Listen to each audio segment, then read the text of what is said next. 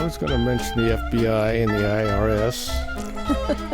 Hey, I'm all about it. Let's call those guys out. I was going to mention going to court. I probably won't mention that how well we knew the judge. See, that's all the fun stuff. Was he in your? How well did you know him? Was he in the same ward? Is that what you're saying? No, he dated my cousin.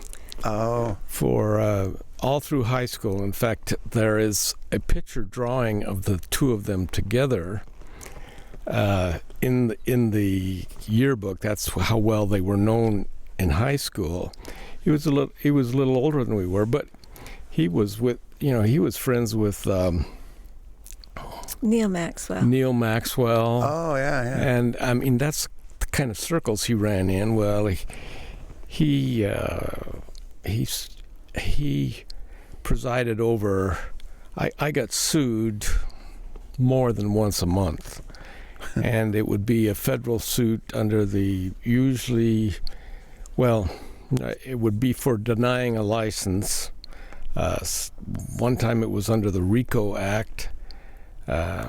Which is for the mob. Yeah, the organized crime. Real quick, though, tell us why you're getting sued. Like, what position did you have? And I'm specifically talking about, like, from the time you were the assistant director through the director. It's like, what was your position there in Las Vegas or in the county? Tell us what that was, what that position was, and how you got into that position. Specifically as director of business license. Well, was that over everything, all business licenses, or was it just gaming and liquor? Oh, no, it was all business licensing. Oh, okay. And it's in the unincorporated area of Las Vegas, so it is the Strip and everything around it. Las Vegas is actually a very small part of what people think of Las Vegas. Las Vegas, the town of Las Vegas, has borders, for instance, to the south at Sahara, for people who are familiar with that, but there's everything that's happening is going south of there, so that's all county. The hotels that you hear about are all in the county.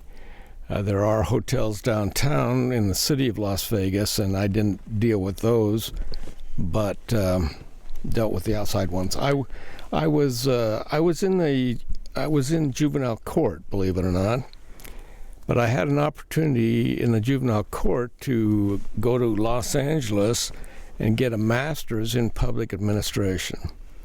So I happened to be the right person in the right place at the right time with the right qualifications to become the director of business license for Clark County. What years? Now, what years was that time range?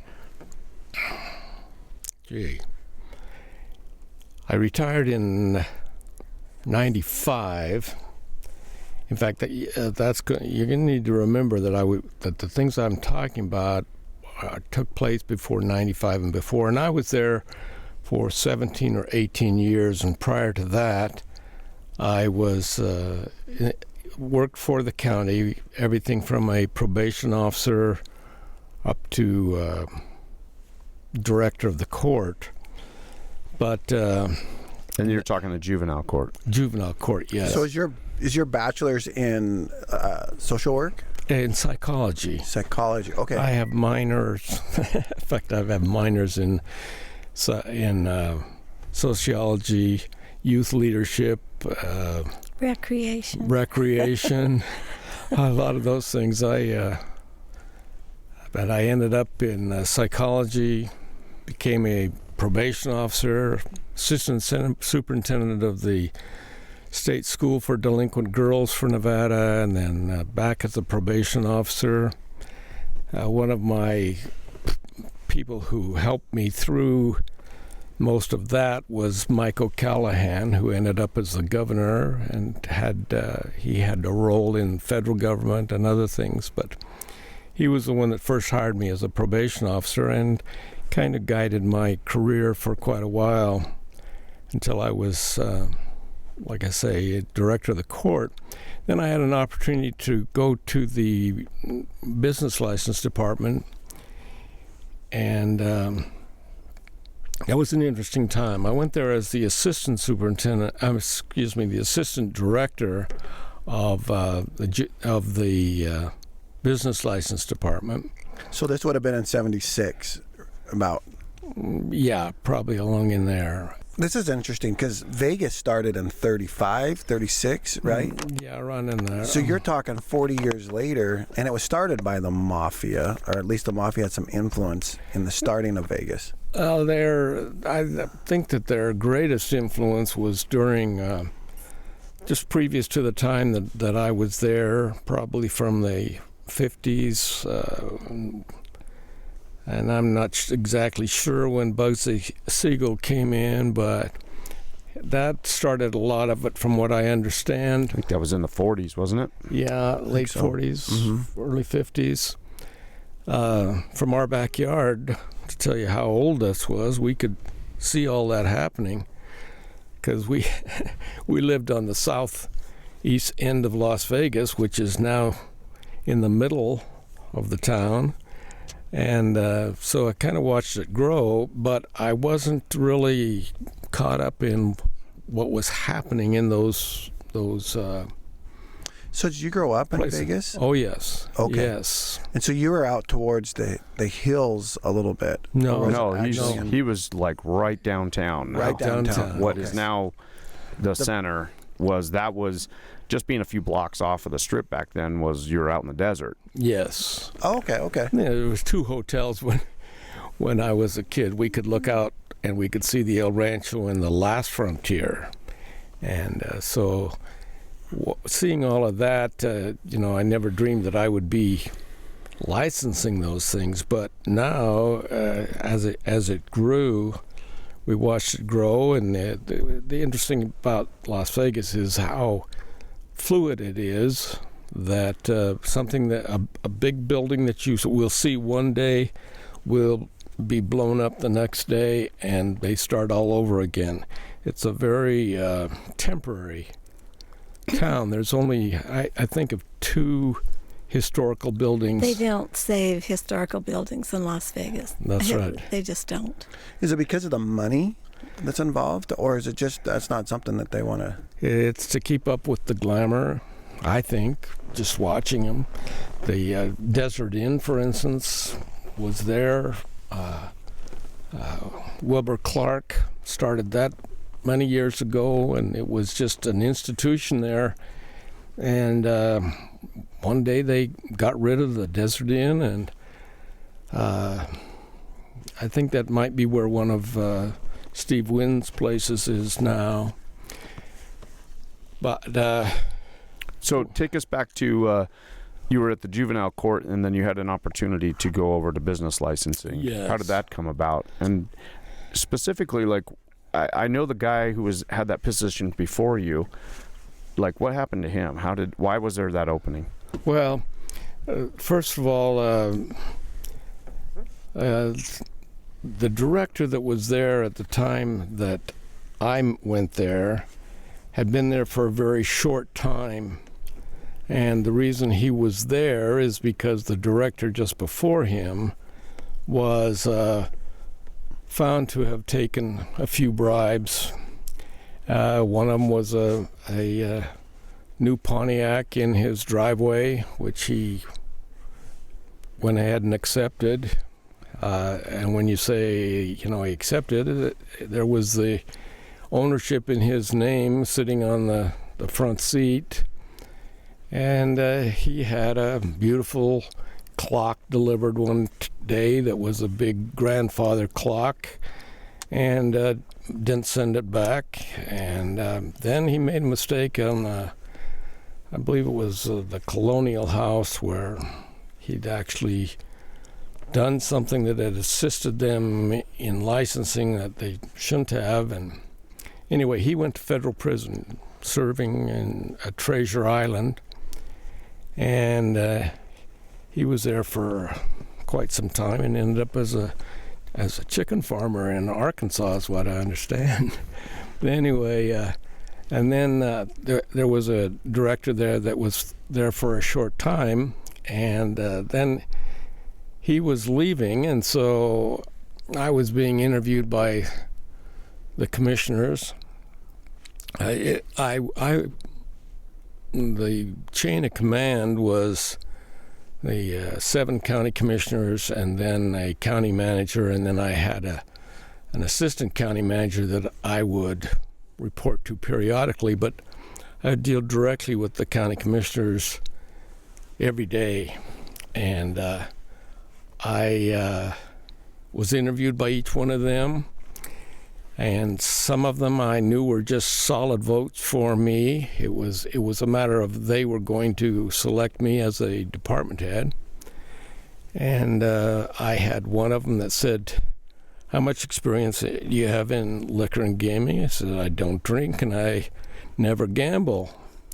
And they said, "Well, how do you expect to do that?" And I said, "Who better than somebody that's not in it?" And I had an inkling that person might vote for me, but I had another one that just flat said, "Hey, I'm not voting for you. There's no experience. You don't have anything that goes with liquor and gaming and some of those other things, and having just come from the juvenile court." Well, I kept telling him, "Look, I'm an administrator. You administer. You don't deal with the process. You deal with the overall management." Anyway, when it came for a vote, I was 7-0, and I became the director of business license. So that was the beginning of it, and I had a very successful time during my time as the director. And when I say successful time, is that I had the support of the commissioners. I can tell you at one time that I thought I didn't have the support. I had a commissioner who just ripped me in a public meeting. And of course, everything that I did as far as where it took commission approval, I was in front of the commissioners. And one day this commissioner just ripped me completely. And afterwards, I went and sat outside his office for 2 hours while he talked to somebody else, because I was going to tell him, "Hey, I'm not going to work for anybody that does that to me in public." Anyway, when he came out of his office, he said, "Ned, how you doing?" He put his arm around me and he says, "Walk me to my car," where I'm in the parking garage.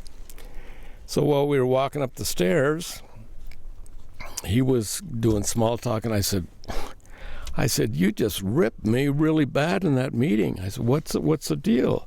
I said, "I'm about ready to quit." He says, "That was just for the newspapers. Don't worry about it." And he was before that and after that, and continues to be one of my supporters, and I've always appreciated him.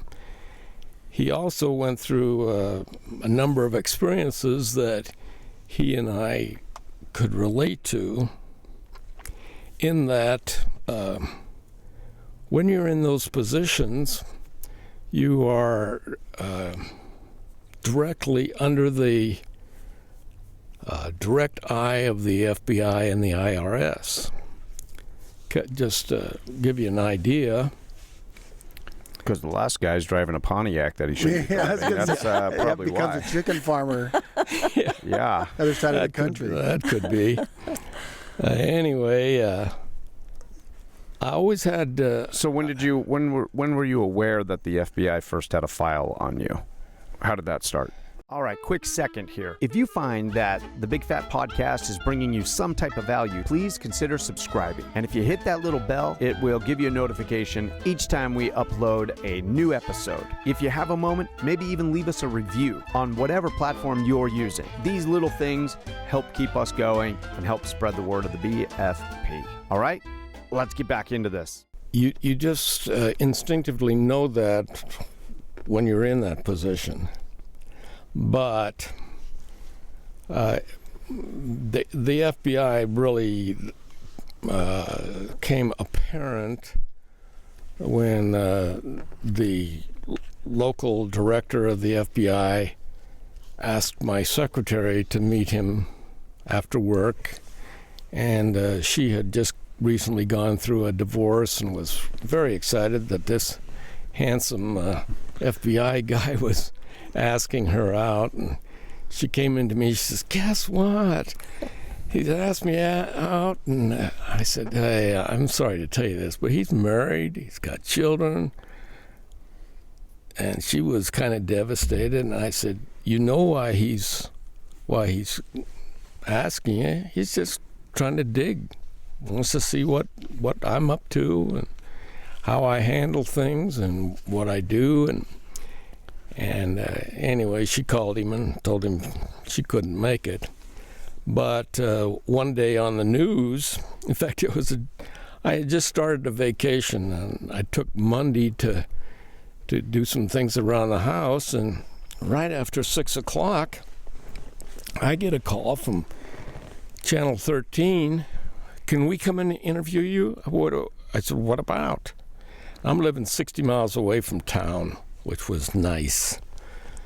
I grew up right in Las Vegas and appreciate a lot of things about it, but it's kind of nice to be away from it at times. And I said, "What do you want to interview me about?" I said, "Well, on Channel 8, they just said you are being investigated by the FBI." So Channel 8 being who? Who actually was that, though, at Channel 8? You want me to name names? Oh, yeah. People want to know. Well, you see him, in fact... George Knapp. George Knapp is, I watch a lot of things on George Knapp. He's going after everybody and everything. Well, he always has been. Investigative journalist of sorts, right? He is an expert on Area 51. I don't know He's the one who broke the Bob Lazar story, that Bob Lazar came out and said, "I'm working at Area 51 on alien spacecraft," and yada, yada, yada. It goes really big from there. And Bob Lazar has never changed his story in 30-something years. He's never benefited off of it.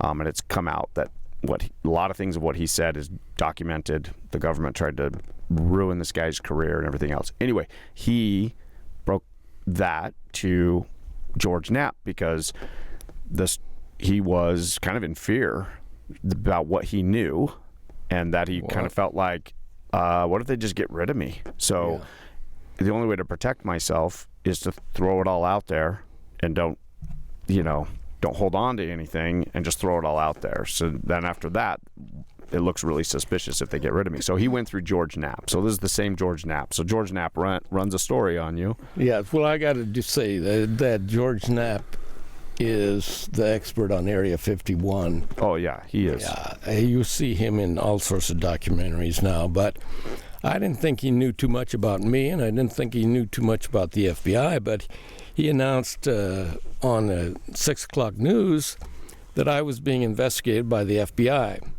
Well, the way I found that out was Channel 13 called me, and they wanted to drive out 60 miles and interview me. I said, "You know where I live?" And they said, "Yes." And I said, "I'm 60 miles away from you." And they said, "Let us check with our editor." And they said, "We want to come and interview you." I said, "Don't come at all until I check on some things." So I called up the local head of the FBI, and I said, "Dave," I said, "I know you got an open file on me, but..." So did you know him? I mean, it sounds like you had a personal relationship with them. Oh, yes. They were always around. Okay. So you knew him on a first name basis. First name basis. Yeah, Dave. What George Knapp just says you got an open investigation on me. I said, "Now I know your file's getting bigger on me, but you don't have anything going on me right now, do you?" He said, "No, Ned." He says, "I haven't got anything going on you." He says, "I don't even have a file on you." Anyway, so I called back Channel 13. I says, "It's bogus." And no, the first thing I did was I called Channel 8. And I said, "Let me speak to George Knapp." Now, you got to figure this all happened within a matter of minutes, okay? Matter of minutes. I called back Channel 8 and I said, "Let me talk to George." And they said, he's left the studio. I said, no. I know he hasn't left the studio. You just tell him he runs a story on me at 11 o'clock, and I'll own him. Now, sound tough. I'm not really that tough, but that's what I was a little bit irritated at the time, especially that he'd do it the first day of my vacation.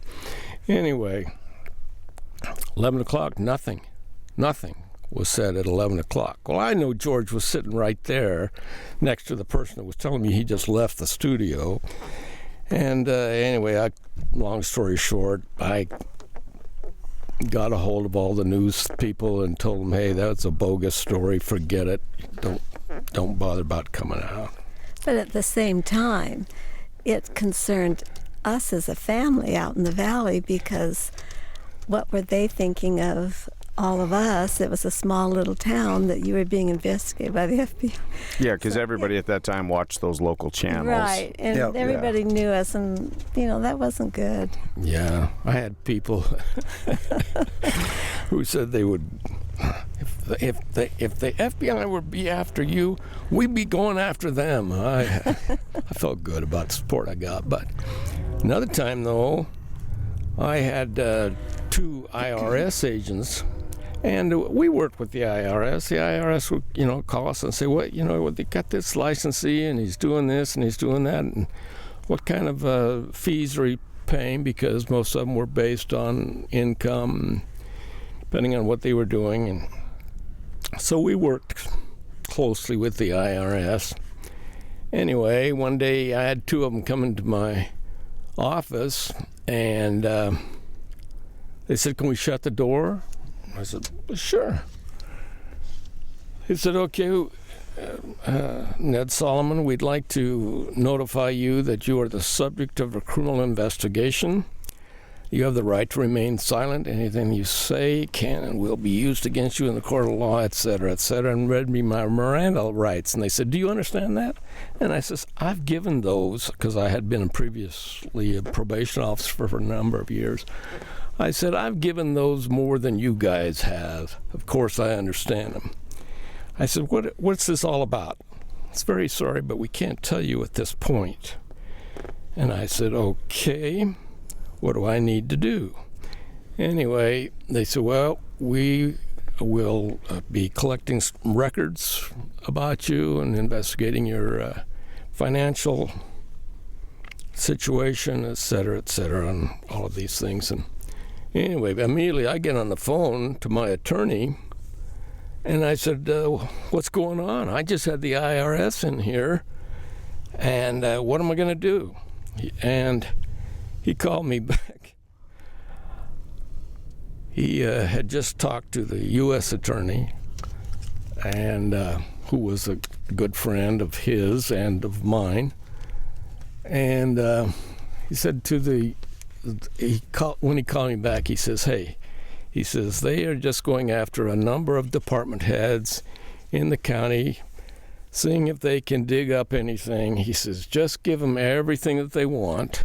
Don't argue with them. Don't hold anything back.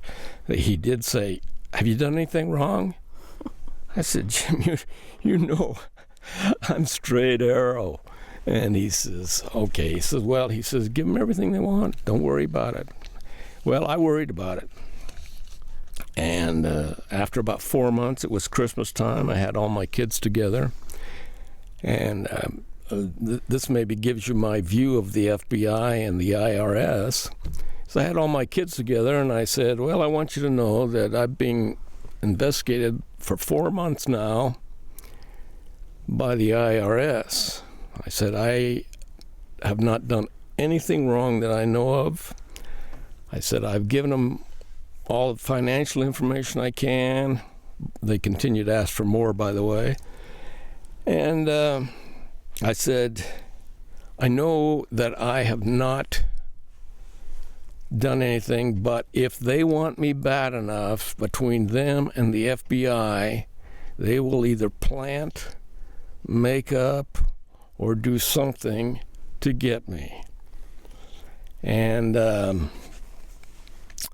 my kids all said, oh, okay. And so We went along for another 4 months, and finally I got a call, and they said, Mr. Solomon, we need to have, and they asked for another document.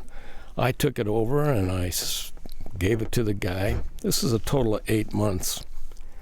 And I said, I gave it to him, and he went in the other room, came back in. He says, I want to tell you that you are no longer the subject of a criminal investigation. I said, well, what were you looking for? He says, I'm sorry, but we can't tell you. I said, you can't tell me? You investigate me for 8 months, and you can't tell me what you were looking for?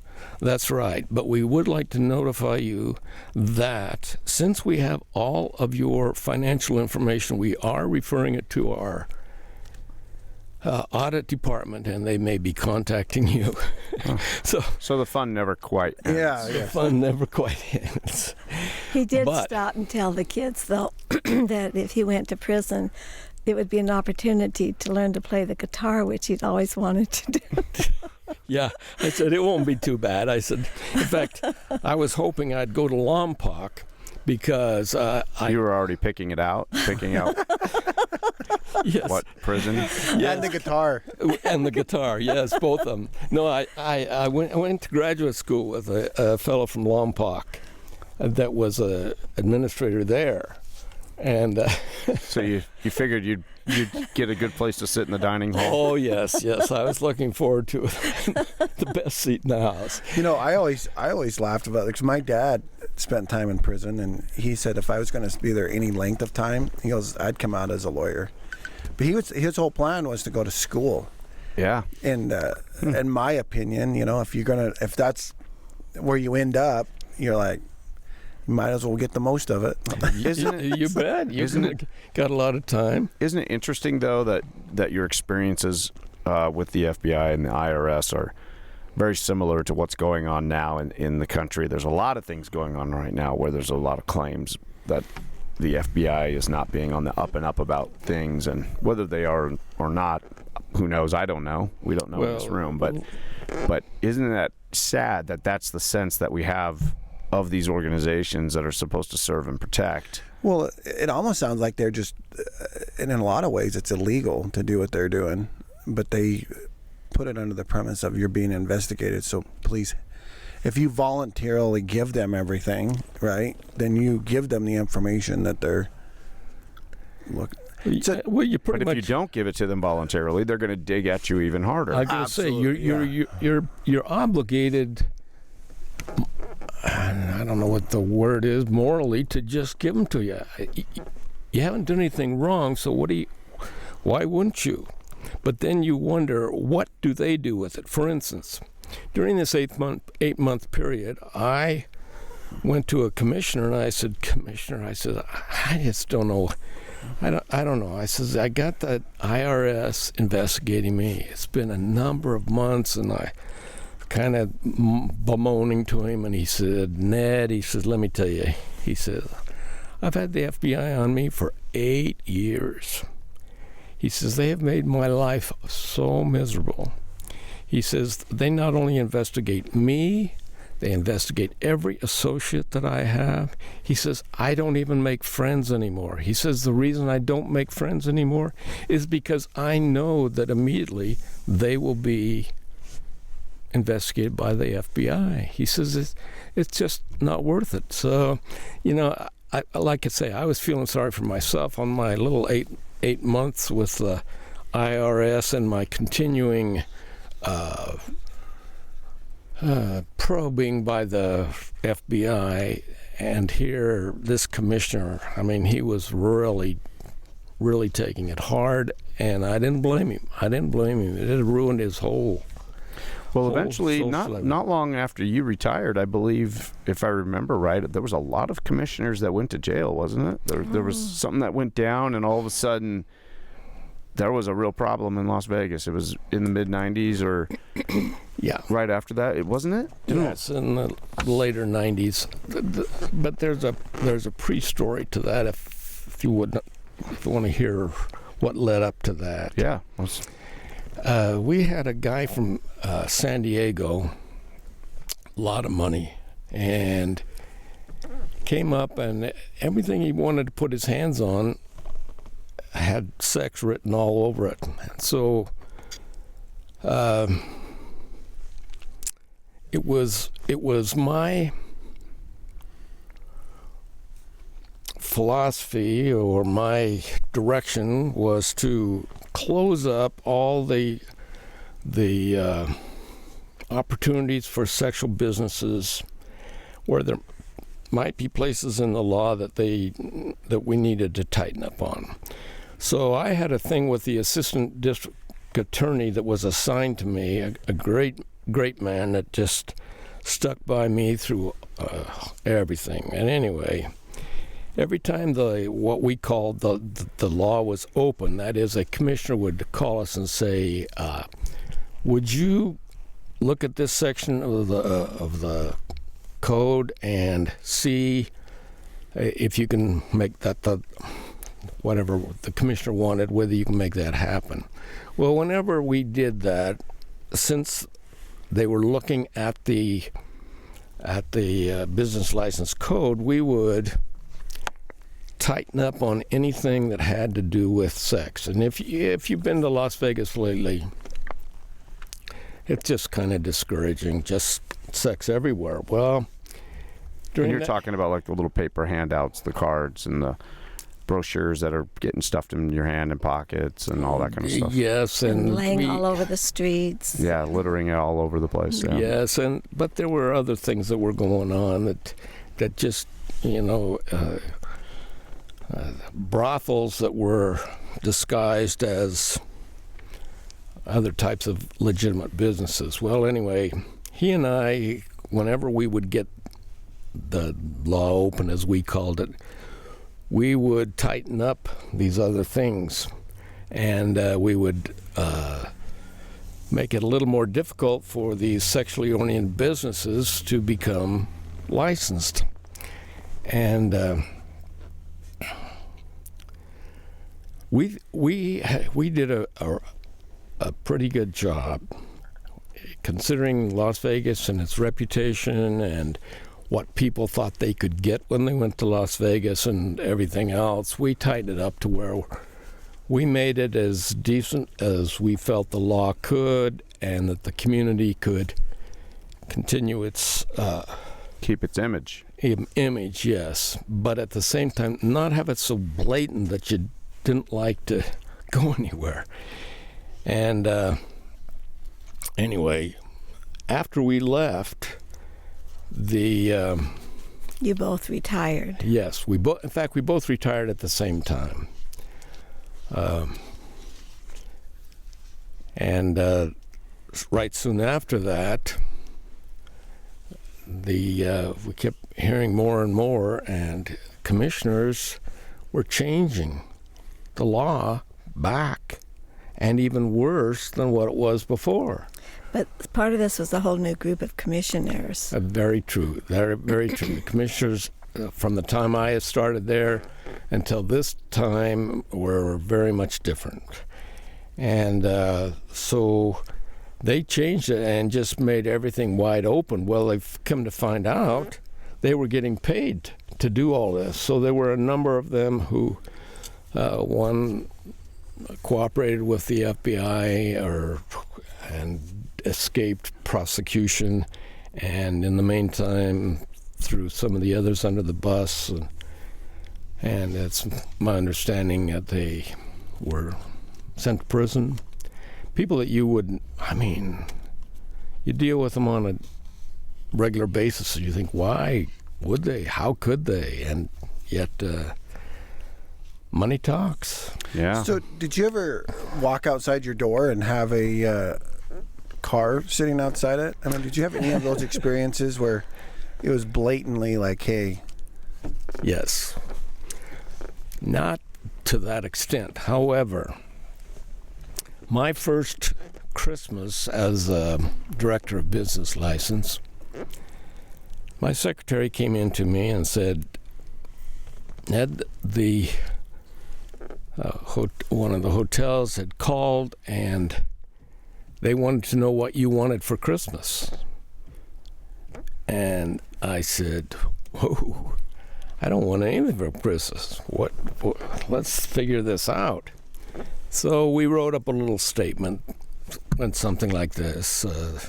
Mr. Solomon appreciates you thinking about him and the work that we do in business license, and if there is anything that you would like to do that at Christmas time that could be shared among all the members of the staff at business license, we would be happy to accept those things. So, but he would not want anything individually sent to him. And we made that pretty clear, and that she would read the statement every time another hotel or large business would call, because they're willing to give you anything. And I did not ever get anything. It was fun, though. We got a lot of things that we could share. Got a lot of fruit baskets, and these aren't just a little basket. These are big, whole beautiful, massive turkeys in there. Yes, and so anything that we couldn't just say, okay, one for you, one for you, one for you, we would hold a raffle among our staff, and then we would put that in our party fund if we had anything that we got from that. Got a lot of very nice liquor. Some of that we auction off among staff, but by this time I got to know what good liquor or bad liquor was by the label, not by anything else. Never tasted the stuff, but anyway, I saved a bunch of it. And it was very important to save it, because what I did is when I needed a favor out of the county manager's office, I'd take a bottle up there, set it on the desk, and I was this was mainly dealing with an assistant, and I'd say, I got to have this, or whatever it was that I was bargaining for, and that would go quickly into the desk, and conversation would continue, and I got a lot of good things for the department by regifting? By regifting the good alcohol that the hotels supplied. They really helped the department. What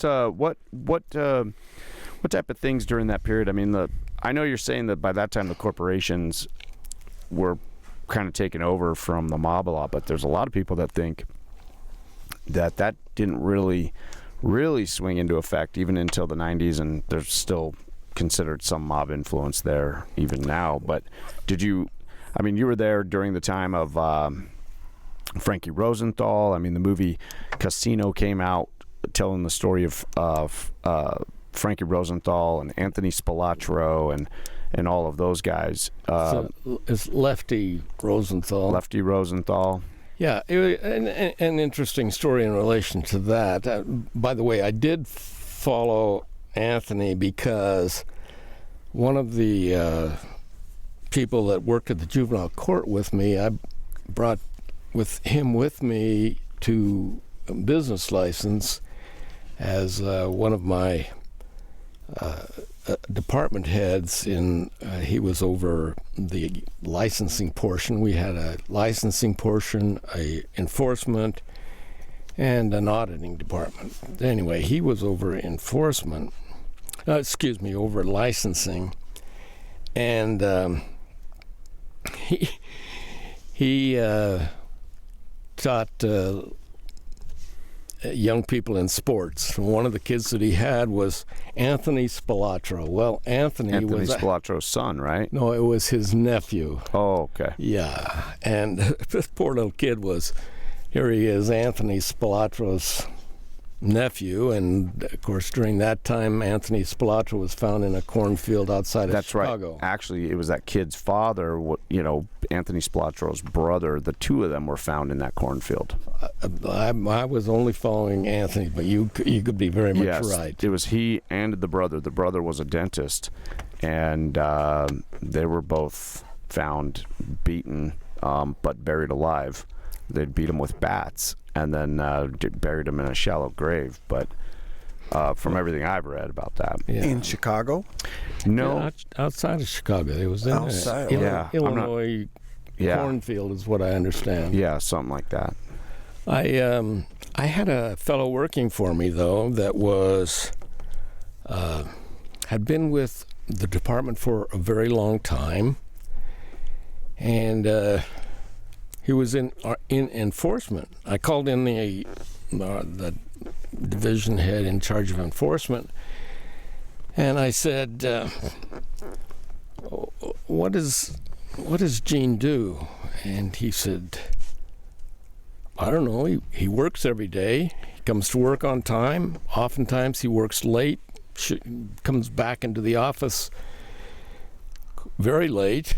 He says, "I know he's putting the time in." He says, "But I don't really get a report from him like I do the other officers."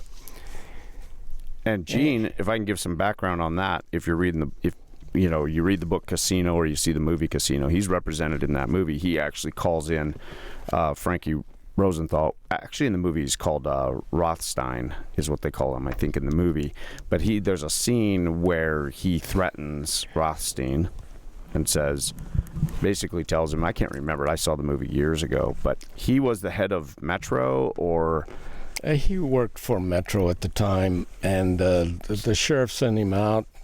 he basically threatened Rosenthal that you're either going to leave town or you're going to, the mob isn't the only ones who put people out in the desert, is what he's telling him. That was the police? Yeah, he was the cops. Yeah. And there's a big section in that book, too, and it's been a long time since I've read that book. I need to read that book again, but they talk quite a bit about him, that the cops were known for sending people packing or making people disappear themselves. And then that guy, I don't know what time period he left Metro, and then that was Gene. He ended up coming, because I remember when I read the book years ago, I came to you and I said, yeah, I was reading the book and it said this, this, and this, and you're like, yeah, that guy worked for me. And that was Gene. He came over and worked for business license in enforcement. In enforcement. Well, but nobody really knew what he was doing. Somebody did. Somebody knew what he was up to. I went to county commissioner, and I said, I got this guy in enforcement, and I don't know what he does, but he seems to work all the time, and we like him. He's with all this sort of stuff. I said, I don't have any problem with him, but I just don't know what he does. And that sounds kind of strange, but that is not real strange in the situation I was in. And they said, he's working, don't worry about it. And so I assume he was doing favors for the county commissioners at the time, and like I say, I had no problem with his work ethic. You just didn't know what he was working on. Just didn't know what he was working on, yeah. But the commissioners seemed to be very, very pleased that he was there, and that we should just leave him there and don't worry about it. In fact, that was the words they used. Hey, don't worry about him. He is working. Let him do his work. And he's under you, and they're just telling you he's working. How do they know what he's up to, He was processed through our payroll, is about what I could say. Our other enforcement officers, of course, would go out and check businesses and see what they were doing and see if they were in compliance. Compliance, by the way, in Las Vegas is... at least during that time, was very important to us.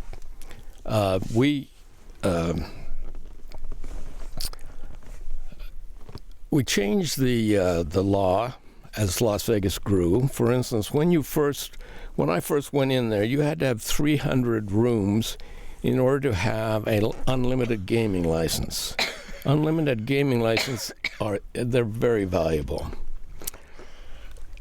And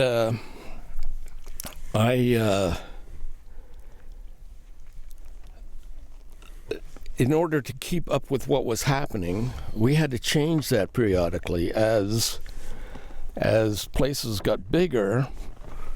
We had to say, gee, you now have to have 600 rooms. And I can't remember how high we went on it, but just to give you an idea, at the time I left, and you got to remember this is 95, so this isn't the latest news about Las Vegas, because Las Vegas now is 10 times what it was when I left. But at that time, at the corner where Tropicana, the MGM, New York, and the Excalibur were on that corner.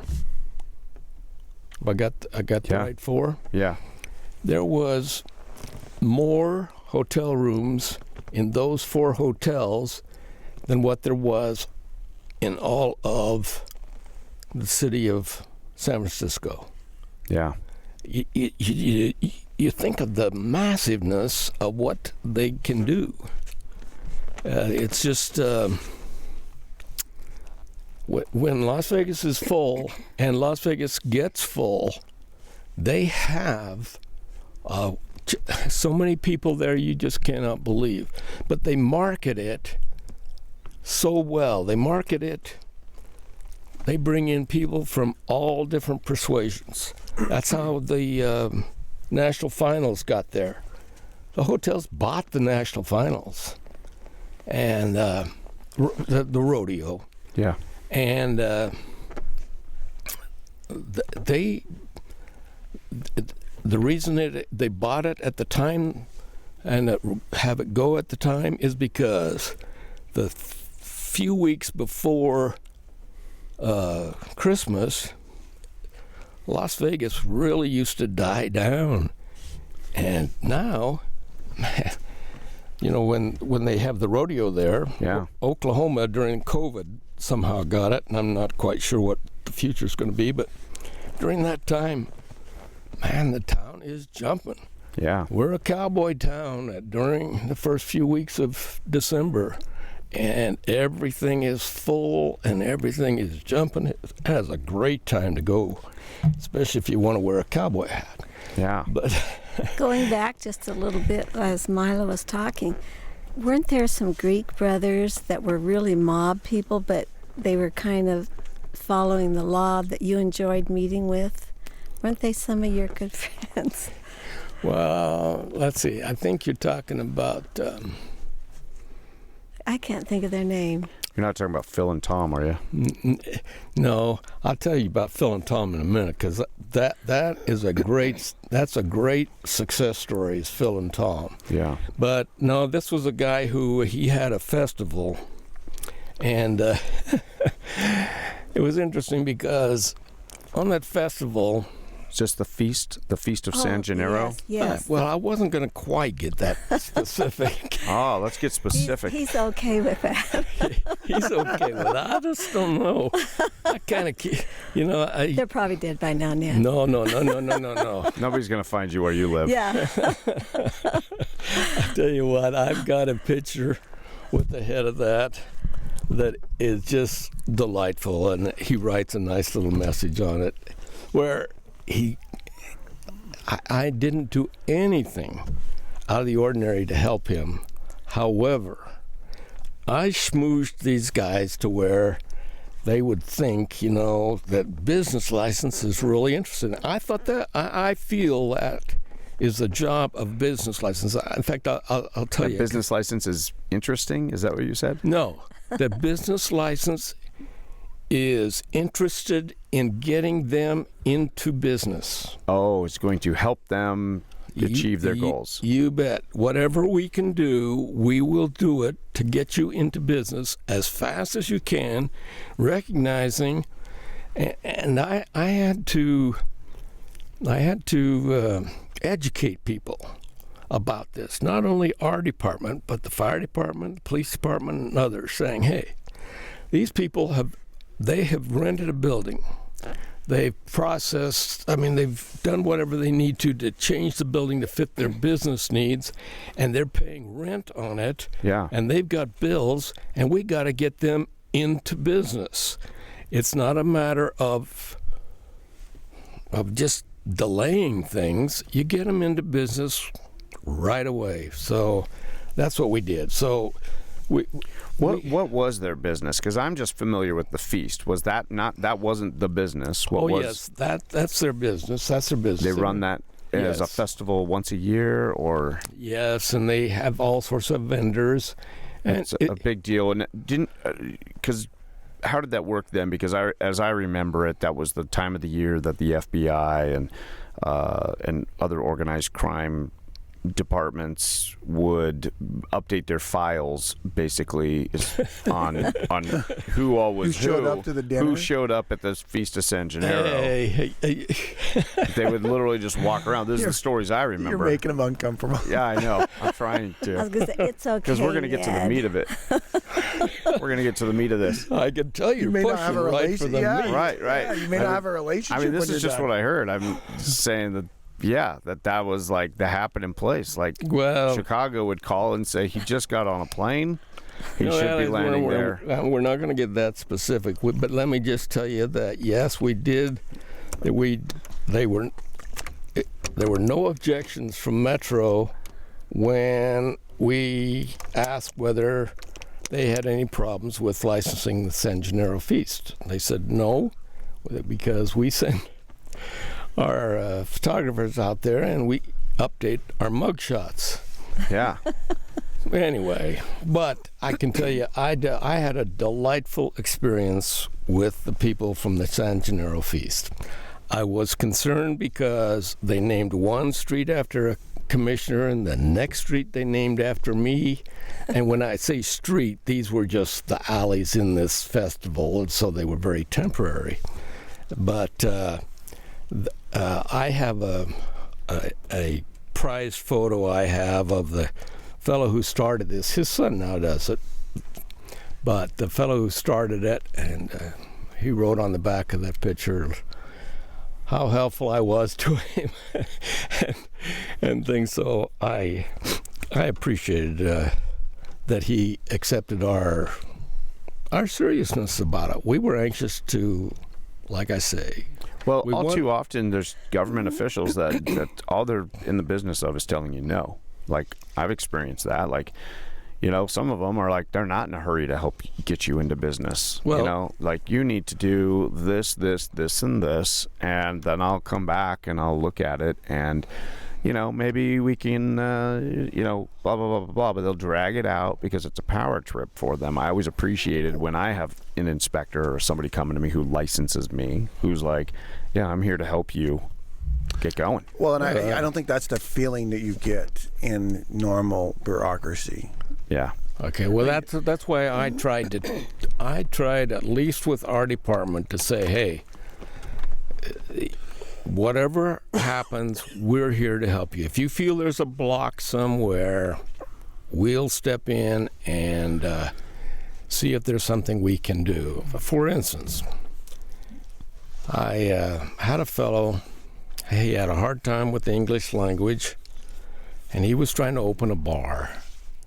And I went through his things, and everything just seemed to be delayed. And I don't know that I wouldn't even think that it was personal about anything other than this guy got delayed so often that he was going broke paying rent on a building he was getting he's getting nowhere with it. So an unusual thing, and I of course did not do this every day. In fact, I can tell you the very few times that I did do it, but I went out to his place and I said, what problems have you got? He says, no approvals. I said, well, let's see what's happening.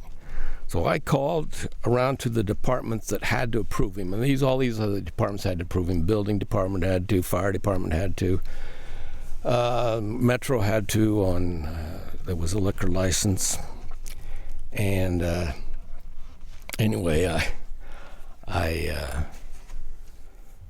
called around to them, and I said, I'm here. Is there some concern that I can look at? No. It seems like everything's fine. The papers just haven't gone through. So I signed off on his papers as the director of business license. I said, you can go into business today. And he opened that night. And that fellow was, you thought you had given him the biggest Christmas present. Of course it was. That was his livelihood. And but that was the atmosphere I tried to encourage there. I was reminded when we were talking about San Gennaro. I had another time. We worked close with outside attorneys. A lot of times we wouldn't even get to know the principals on businesses. Metro would, because Metro did a investigation directly on them. And not only Metro, but they went so far as Interpol, if it was something like that. But I had this one that I worked with the attorney on, and one day he invited me over, and they showed me these plans of what they were going to do. And I can't remember exactly what their business was, but part of their business was housing development. And we said, aren't you building a house? My wife and I were building a house out in Moapa Valley, just outside of Las Vegas. And I said, yes. And he said, well, he's showing me the plans, and they're right on the plans. They've got a place called Solomon Court. I think, oh my gosh, that's never going to fly. Anyway, the next thing that they said is, we'd let you buy one of these lots here on Solomon Court and finance the house for you. And darn, it didn't fly. Anyway, take this nice Pontiac. Yeah, that's pretty good. To me, that's bigger than a Pontiac. We'll put it in the driveway. I tell you what. I went back to my office. I called the attorney. I said, you tell him, no way. I want nothing to do with it. I don't want anything from them. I would not take anything from them. But they were willing. They were willing to do all sorts of things. I got to tell you something funny about the Laughlin. Laughlin is part of Clark County, and we license the hotels down there. And that's down on the Colorado River. Down on the Colorado River. So it's down in a valley, the river running down through there, and had a very difficult time with the sewage down there.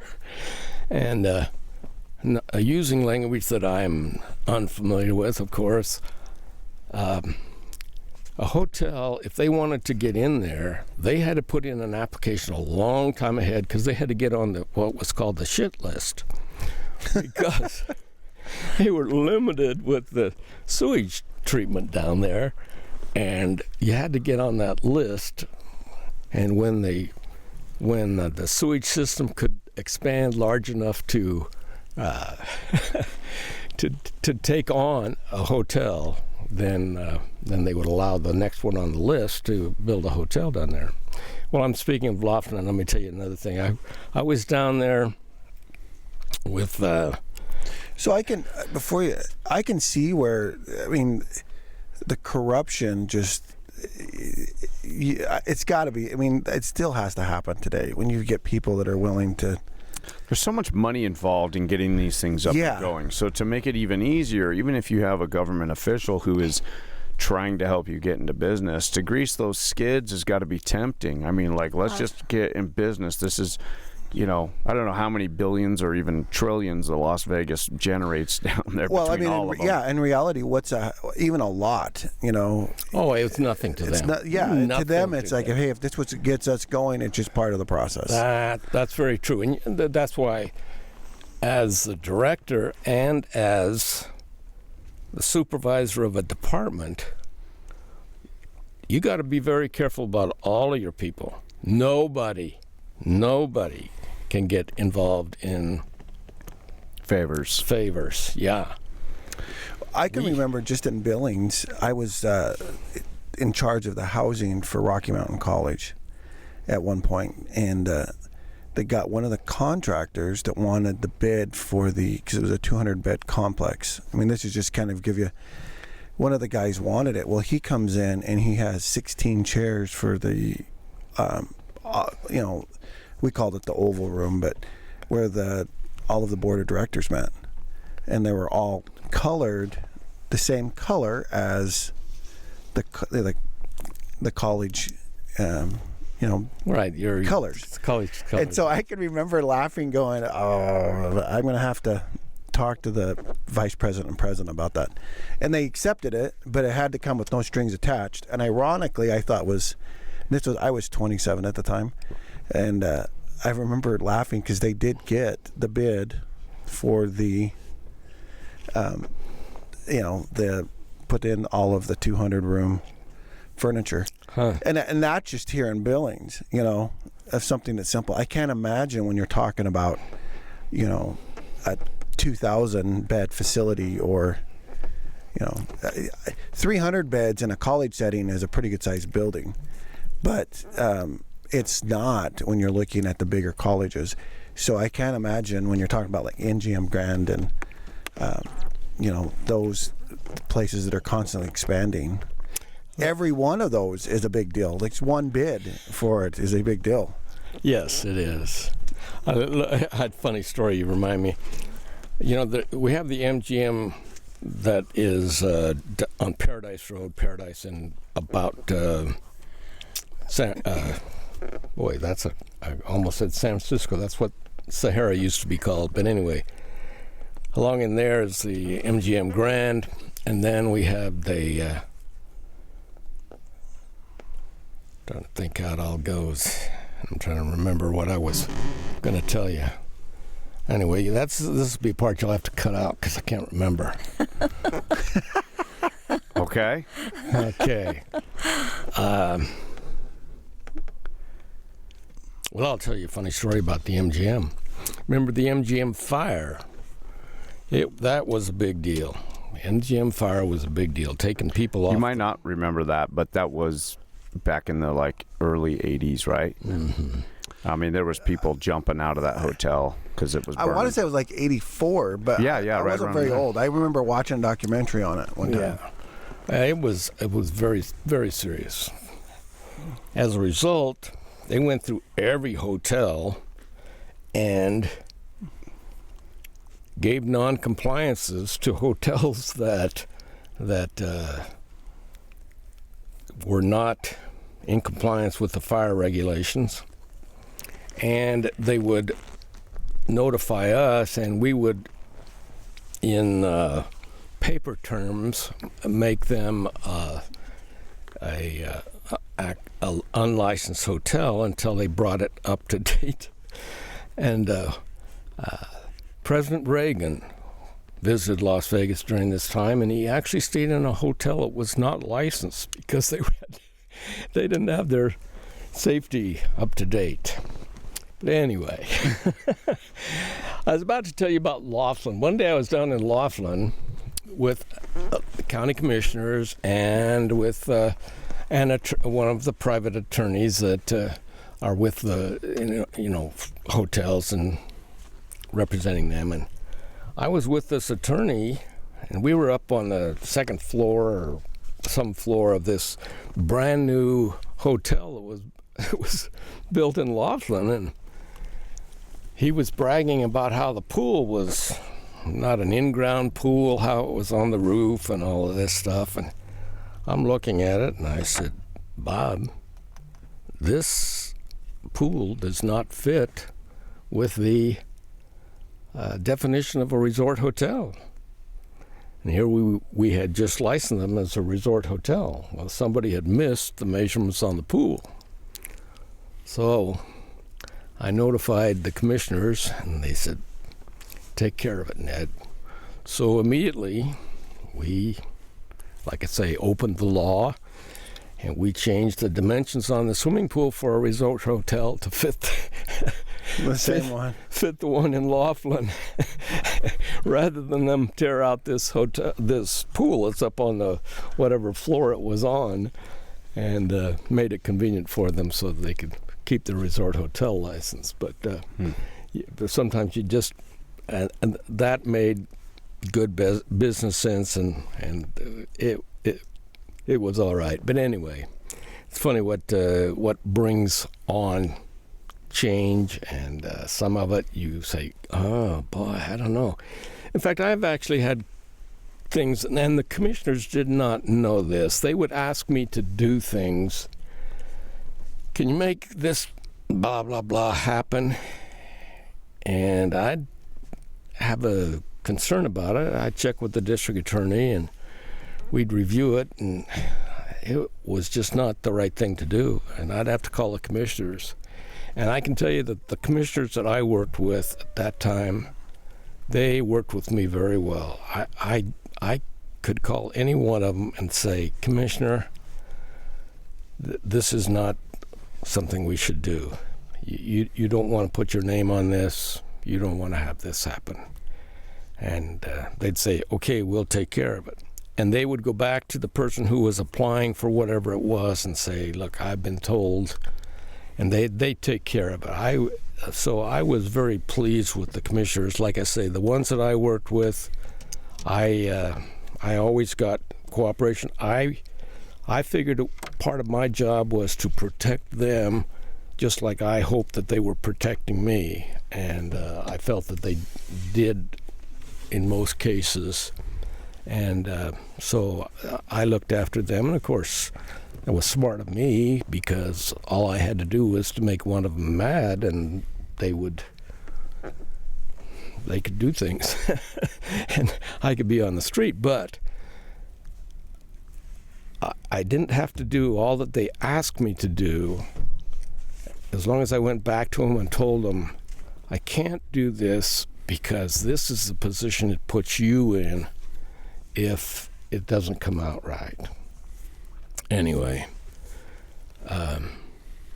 would you like to hear about how I would get sued?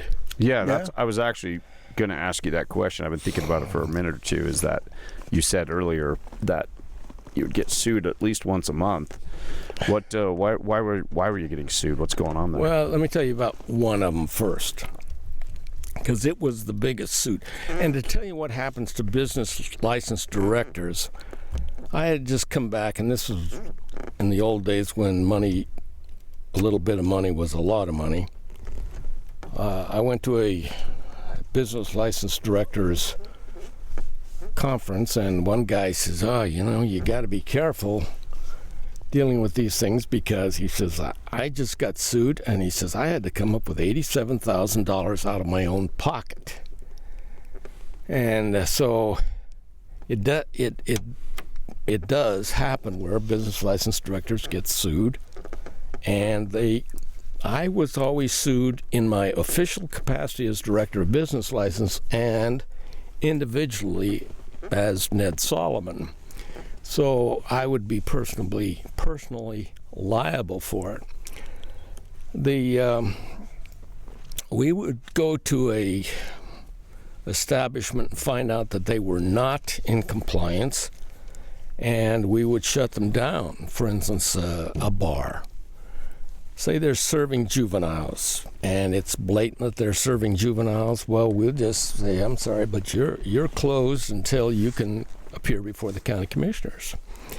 The county commissioners had their hands tied. What are they going to do? Are they going to put this person out of business completely, or is there some way that they can work through it? Well, there was nothing in the law, and nothing that we could put in the law that would say if you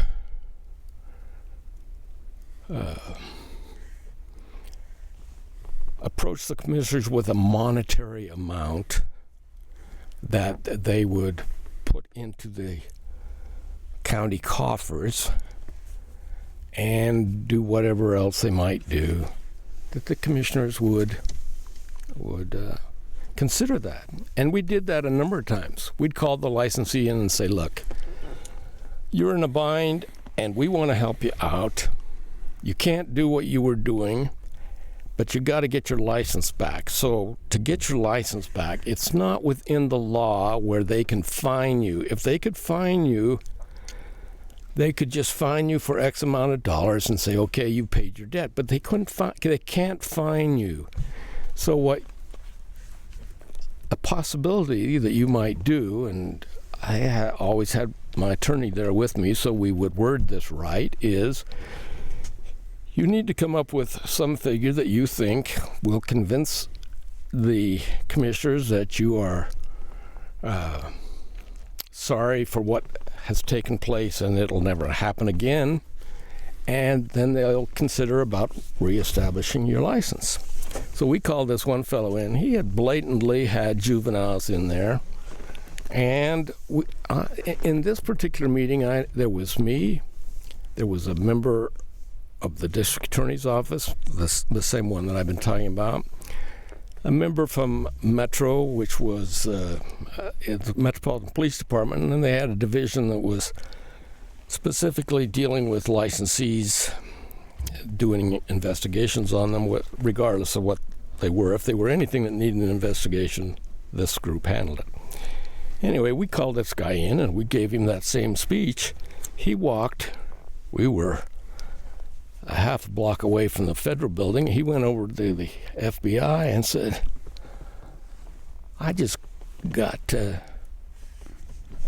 extorted by the business license department. And so the FBI called us and said, what'd you do? We explained it to them. Oh, okay. Well, all right. They knew what we were doing. And all of a sudden we get a suit for $200 million under the RICO, or the organized crime thing, that we had as an organized crime part of the business licensing process, denied him his right to have a business, and we're trying to extort money from him. So he was suing for $200 million. Anyway, we fought that. Finally, it kept getting reduced. We got it down to where it was only $20 million, I think, when we took it to the Ninth Circuit Court, and they threw it out. But it went that, believe it or not, went that far. But the thing that I got sued by on most is if any business came across my desk that appeared to have a sexual connotation to whatever their business plan was, I would deny it. The majority of those would not appeal it. However, every once in a while, they would take me to federal court. When I say every once in a while, it was at least once a month, and there were some months, it seemed like all we did was sit in federal court. But anyway, it was interesting because my attorney from the district attorney's office, a humble man, he'd be there, he and I, and both of us in our pennies suits, and he'd have a yellow tablet, and he'd be taking notes on his yellow tablet. And we look over at the other table, and here's about 6 attorneys in suits that you just cannot imagine how nice those suits are. They didn't get them from pennies like we did. But anyway, you look over there, and there's 4 of them over there, and they give their eloquent speech and whatever else. And the judge would say, ruling against business license, grant you the license, and but I'm not awarding any damages because they'd always sue me for a license and X number of dollars of damages. And he would say they can have the license, but no damages. Anyway, that was a plan that we had to reduce the number of sexually oriented businesses, and it worked in most cases. The people who had lots of money and could build a nice sexually oriented business could get it through the federal judge because he was obligated to do that. There was really nothing that could block them, but those who, quote, did not have the means, and maybe that's a discriminatory way of looking at it, but they're going to build a sleazy place. And anyway, spent a lot of time in federal court. Always appreciate the fact that they did not award damages, 'cause you don't get. It sounded like I was in a very important, lucrative position, but you just got paid like any other department head, and it's not a great deal of money. So Was that your friend, the one friend judge you liked? Is this the judge we were talking about at the very beginning or is that this a was different dating one? your cousin or something? you weren't supposed to bring that up. Oh, just let it all hang out. Let it all Well, hang out. to- What happened when you got called back Milo's- into his chambers? To Milo's credit, I think we have about 30 people that listen. No, Less than 100 I don't you think- might. until after this one. I'm going to say it might Jump. jump. I don't Anyway, think anyone from Nevada is What was the listening. conversation in the back when you'd go in the back, though, and talk to the judge about why he gave him the license? What happened? I'd say I didn't ever use any of his names that I knew him by. I knew him as Duco. I knew him as LD. But anyway, I would go back there and I would say, Judge, I understand. He says, he'd always say, Ned, he says, you know I got to give it to him. Oh, yeah. He says, but I don't want it to be a personal burden on you. He says, I'm not going to award any damages or anything, but he says, this is another one we got to let go through. And I'd agree with him because he was always right. But I did appreciate the fact that he would rule for the other party, even though he and I would consider him as a real friend. But you got to remember, when I grew up in Las Vegas, my paper route was Fremont Street South. There was another paper boy that had Fremont Street North. And I rode my bike all over the south part of Las Vegas and tossed my papers, and the same on the north side. How old were you at that time? I was 9. So this is 1950. Yeah, 1950. Yeah. Yeah. And anyway, 1950, you know, like I say, our backyard was the desert. I dug forts in the desert. You were the last house on the last street In Las south Vegas, of yes. Las Vegas. In fact, to tell you how things used to be different there. One time I dug a fort in the backyard, and I thought, I'm going to dig me a deep fort. And I'm down to where I'm throwing stuff up over my head. I'm not very old, but throwing stuff up over my head. And pretty soon, I'm hitting mud. My feet are in mud. And I'm thinking, oh my gosh, pretty soon it's going to flood and I'm going to drown and everything. So anyway, I quickly got out and filled it back in. But the water table in Las Vegas at that time, believe it or not, it was right there. And now they're struggling for water. They're trying to get it from all over, but it used to be able to just put a well wherever you wanted it, and there was water. But anyway, so I know the people that were running Las Vegas at the time that I was in this position, I knew most of them, or knew their history, or gone to school with them. Our second high school in Las Vegas opened my junior year of high school, the second one. Well, anyway, so you can imagine, I was one of the old timers. I can also tell you, though, I got a great deal of support from the newspapers, which I thought was very important. The assistant editor of the Las Vegas Sun, which was owned by Hank Greenspun, who has a very colorful and interesting history himself, but his assistant editor or person right below him, she was a wonderful woman, and she always backed us up on what things that we did. And I greatly appreciated that, because, you get the newspaper against you, and somehow it seems to snowball.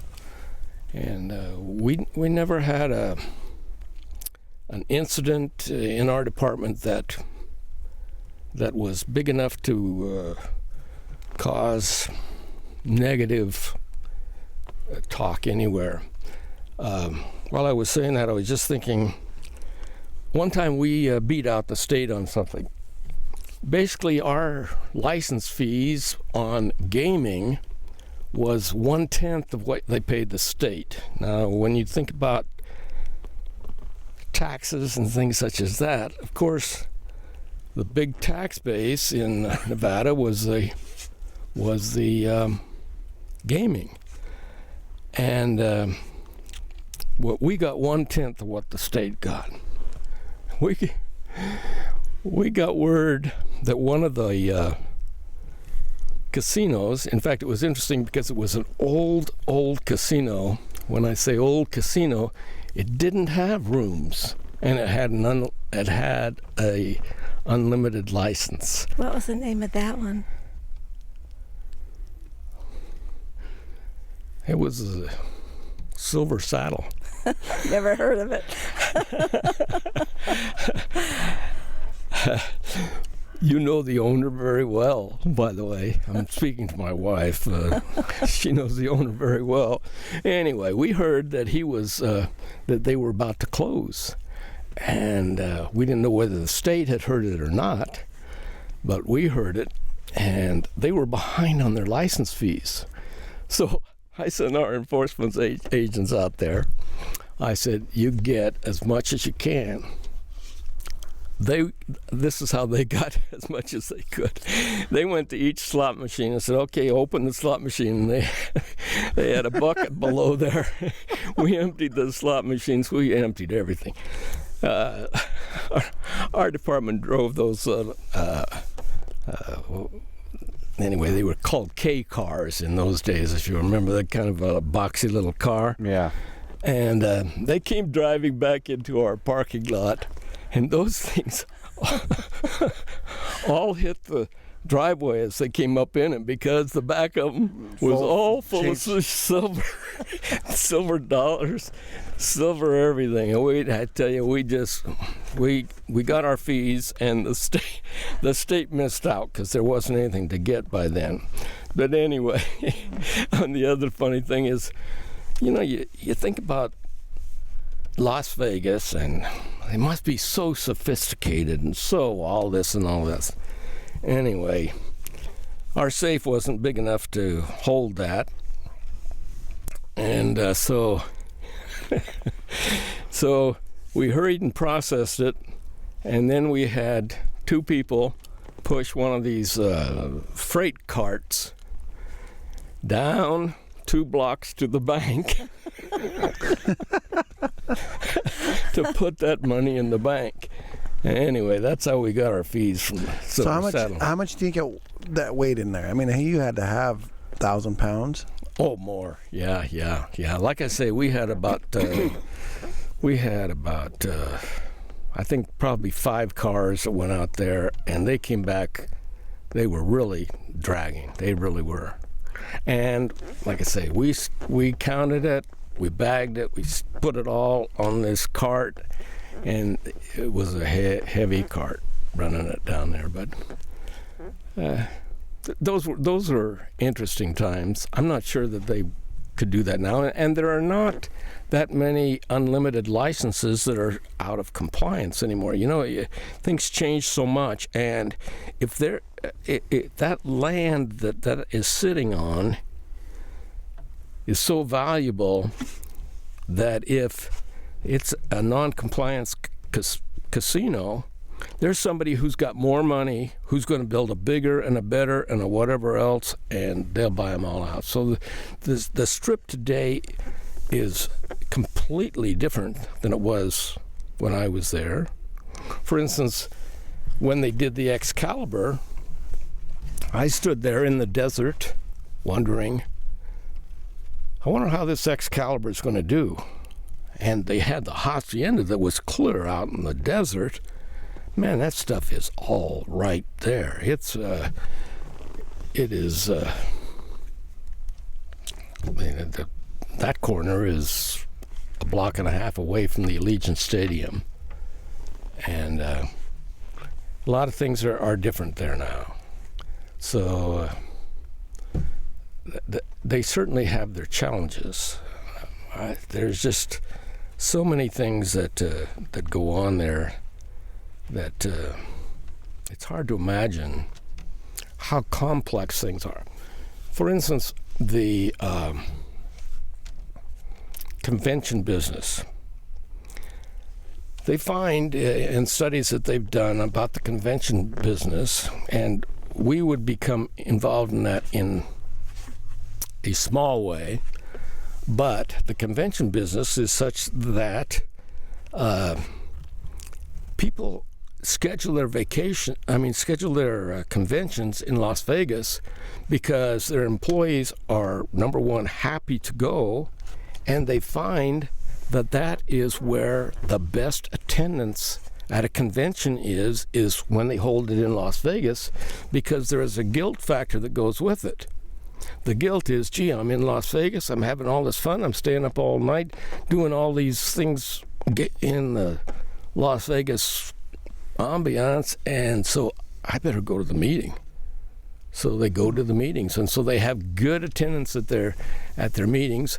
And now it's huge. I mean, it is huge in that you will not be able to just go to a convention where they have a showroom and go through that one showroom. You got to go to that hotel, to this hotel, to this hotel, to this hotel, because they all have a convention center as well as the convention center that the community has. And it is a very big business, but that's what it brings people to Las Vegas, and that's the whole game, is bring people to Las Vegas. Like I say, we tried to, in our own way to help that along. A lot of places have come and gone, and like some made it and were huge, and then some just didn't seem to make it. What was the factor? I don't know much about it, but I know that at one time Debbie Reynolds tried to buy a hotel, and what hotel did she try to buy, and why? What happened there? Why was that? I don't remember. That wasn't very successful. Well, she bought a hotel, and she was successful. It was off the Strip too, wasn't it? It was just on one of the side streets, but now the Strip is not the only place. She was one who, just off the Strip on a side street, she opened a place. But yeah, that woman was marvelous. I have so much respect for Debbie.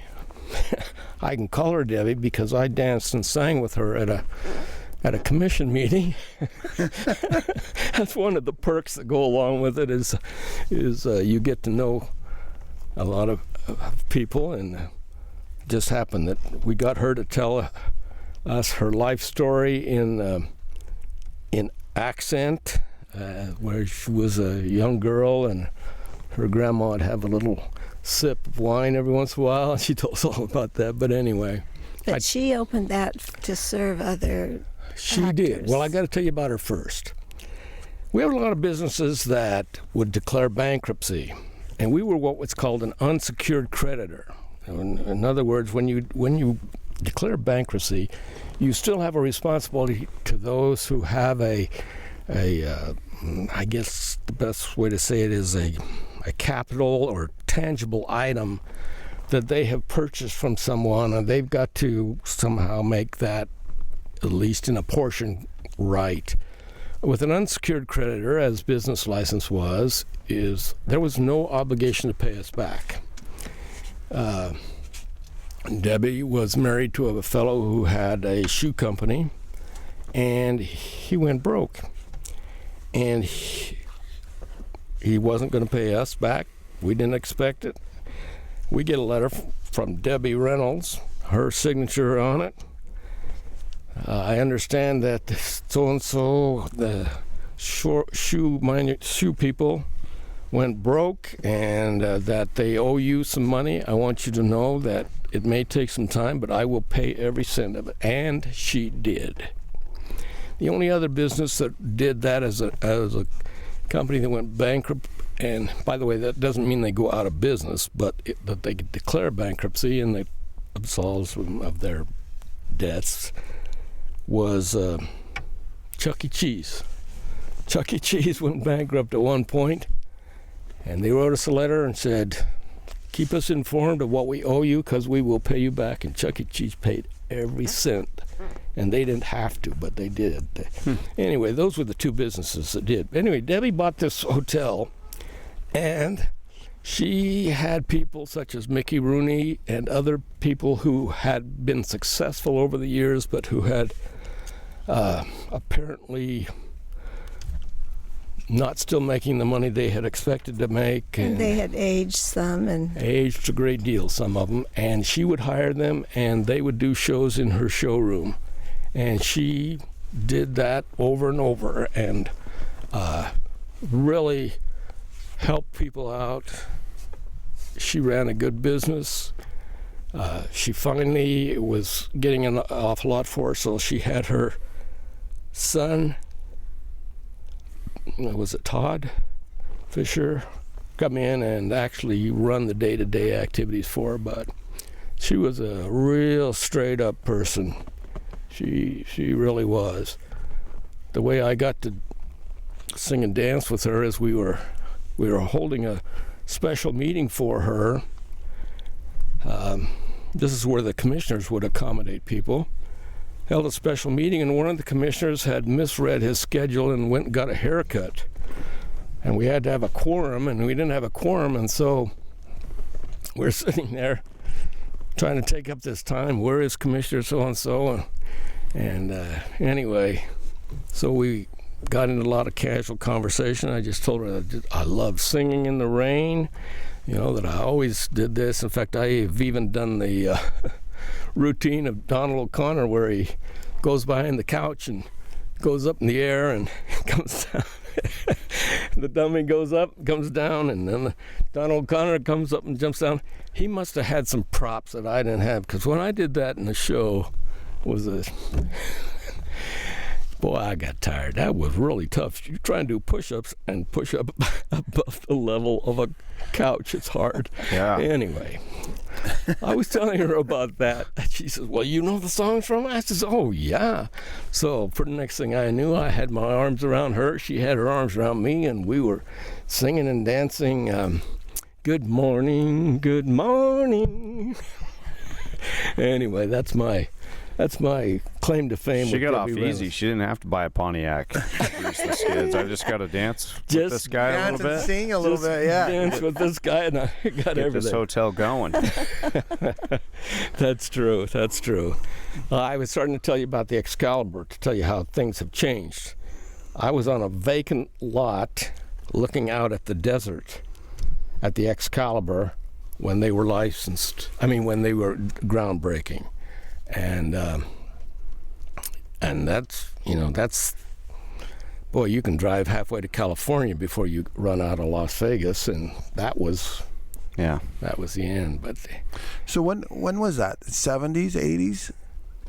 The Excalibur, I want to say late 80s, early 90s. Yeah, You know, you can't believe how a town can grow as fast as what it grew.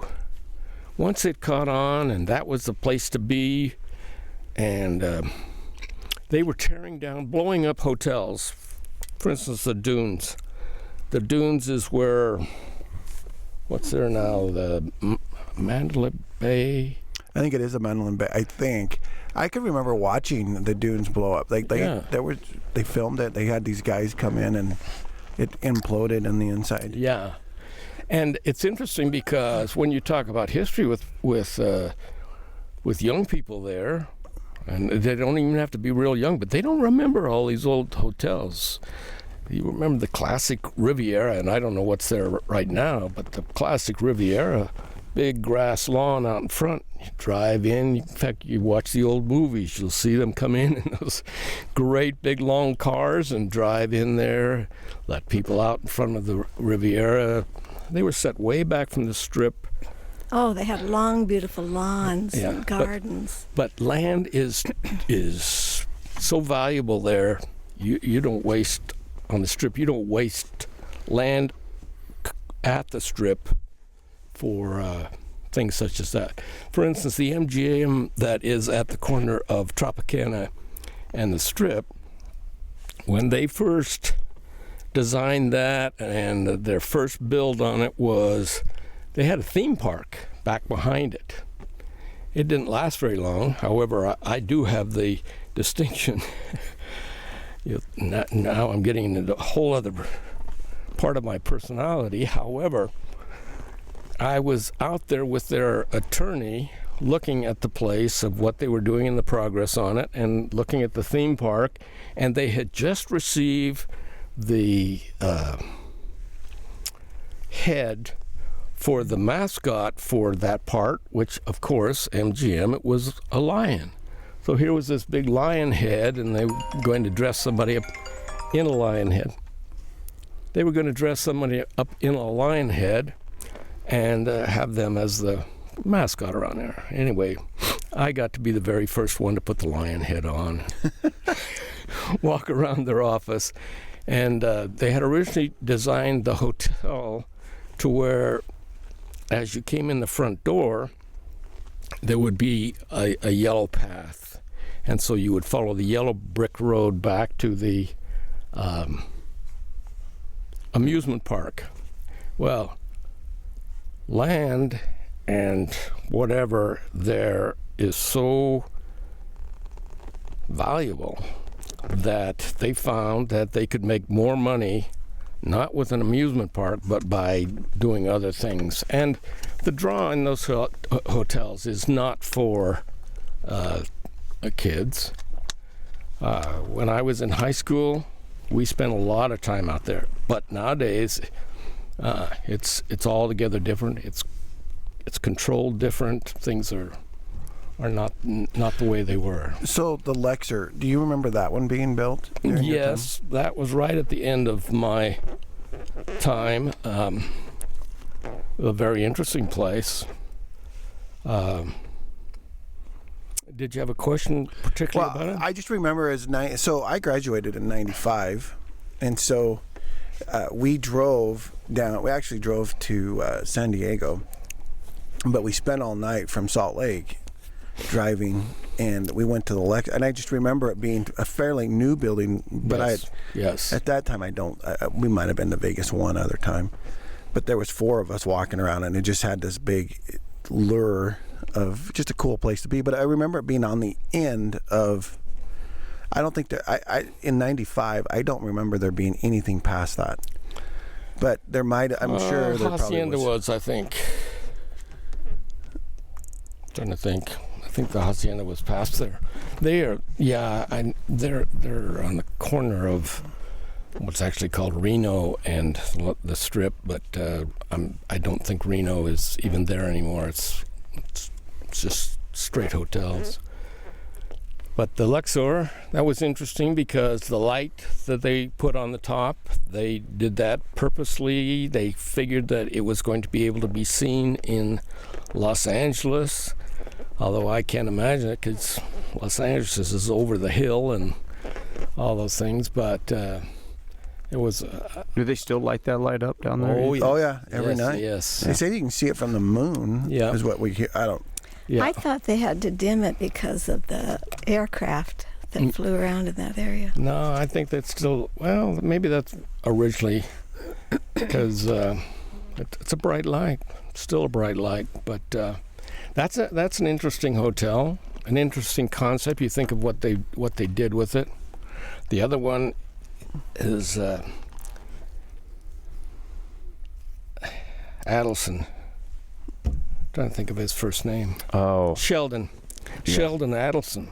He came in, and the Sands Hotel, which had been that was where the Rat Pack was. That's where all the things were completely centered on. In fact, that's where President Reagan stayed, was at the Sands. And the Sands was really kind of the place to be. And Sheldon Adelson came in and tore the Sands down. What? The landmark. But the hotel he built, I mean, it is amazing. It is just amazing. If people don't see anything else going to Las Vegas, they need to go see what he built. what hotel is there now? That's the I want to say Venice, but it's not Venice. They got The a Venetian. Venetian. Yes, that's the Venetian. But that's not the only one. I mean, you go to any of the Wynn places. Steve Wynn is so creative. Some of the things that he has as far as attractions go, he's a master at that. And there's a number of them that they just go in and you can't believe what they can do. I need to tell you a little bit about where was he going into? He was going into I believe the Tropicana. Now I've got to remember names. All I can think of is the glove. Michael Jackson? No, no, different kind of glove. Boxing? No, baseball. He makes sports equipment. Anyway, he was from Japan, and he had a little finger cut off. Whew, it's got to be Yakuza for sure. So, he's referred to Metro for an investigation, and they're going through Interpol. They were really checking this guy out. And come to find out, he'd been in the Yakuza is Japanese organized crime. And how much he was in that, I don't know. Metro didn't openly tell us, but we gave him a limited license until he could get some experience and we could get to know him. And is it Mizuno? Yeah, Mizuno gloves, yeah. Yeah. And anyway, he ended up being a very good licensee, and I think they took a chance on him, but I think he found the potential of a real business and dealing with it in a proper manner, and did well. Huh. Yeah. What about the Flamingo? Do you have any stories on that one? Just when you got caught up in the tower. No, I never got caught. She's referring to a high school escapade. Oh, got ya. Well, it's been around a while. It sounds like it's been there for years. Well, it was first started by Bugsy Siegel, and everyone asked Bugsy at the time, "Why are you building way out there?" And of course, it's in the middle of everything now. And the Flamingo, that was as I was a kid, and I know you wanted to kind of stay in a different time frame. However, just to give you an idea of the Flamingo and Bugsy Siegel and his reputation and everything, that was where I first saw Spike Jonze. The Flamingo, every once in a while, would do this. They would have their headliner do a show in the afternoon, and they would invite the young people from the town. Well, we'd go, and so we saw Spike Jones, saw Judy Garland. I can't remember who else we saw, but you mentioned Spike Jones today to anybody, and they don't know what you're talking about. I love to, when we got grandkids there, I say, Alexa, will you play some Spike Jones? Anyway, but that was what they were like in the old days. By the way, my brother and I, at Christmas time, one Christmas, we were out at the Flamingo, and we were practicing diving, and this cute little girl came out, and she says, will you teach me how to dive? And so we taught her how to dive. Anyway, that her name is, what is it? Judy Garland's daughter. What's her name?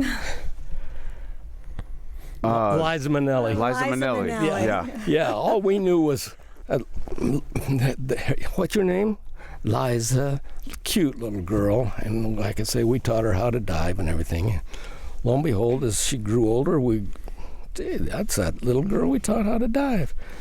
But the other thing is in high school, we could go on the strip, and we could stand and watch the lounge shows, which you can't do now. The lounges are isolated, and you have to go into the lounge and whatever else. That's where I fell in love with Louis Prima, Keely Smith, and can't think of his band. I know it right off the top of my head and can't say it. But anyway, then one day we were swimming at the Desert Inn, and there was Keely Smith sunbathing on the side. So things were a lot different.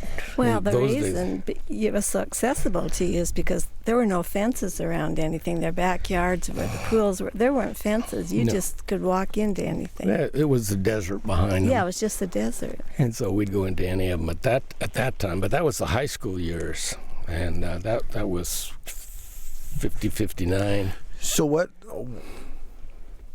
did your dad do? Like, what brought you to Vegas, or what brought him to Vegas? My dad was a meat cutter, and his brother... In Salt Lake. Yeah.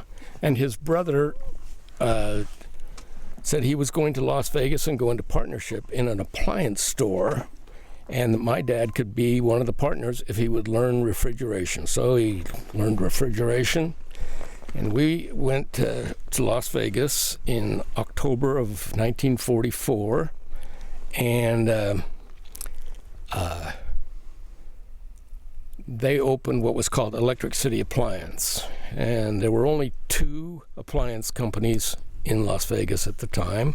Ours was on Fremont Street, 815 Fremont. So if you figure where 0 is Main Street, the Strip is 5th, we were just 3 blocks further down. And so he went there as that.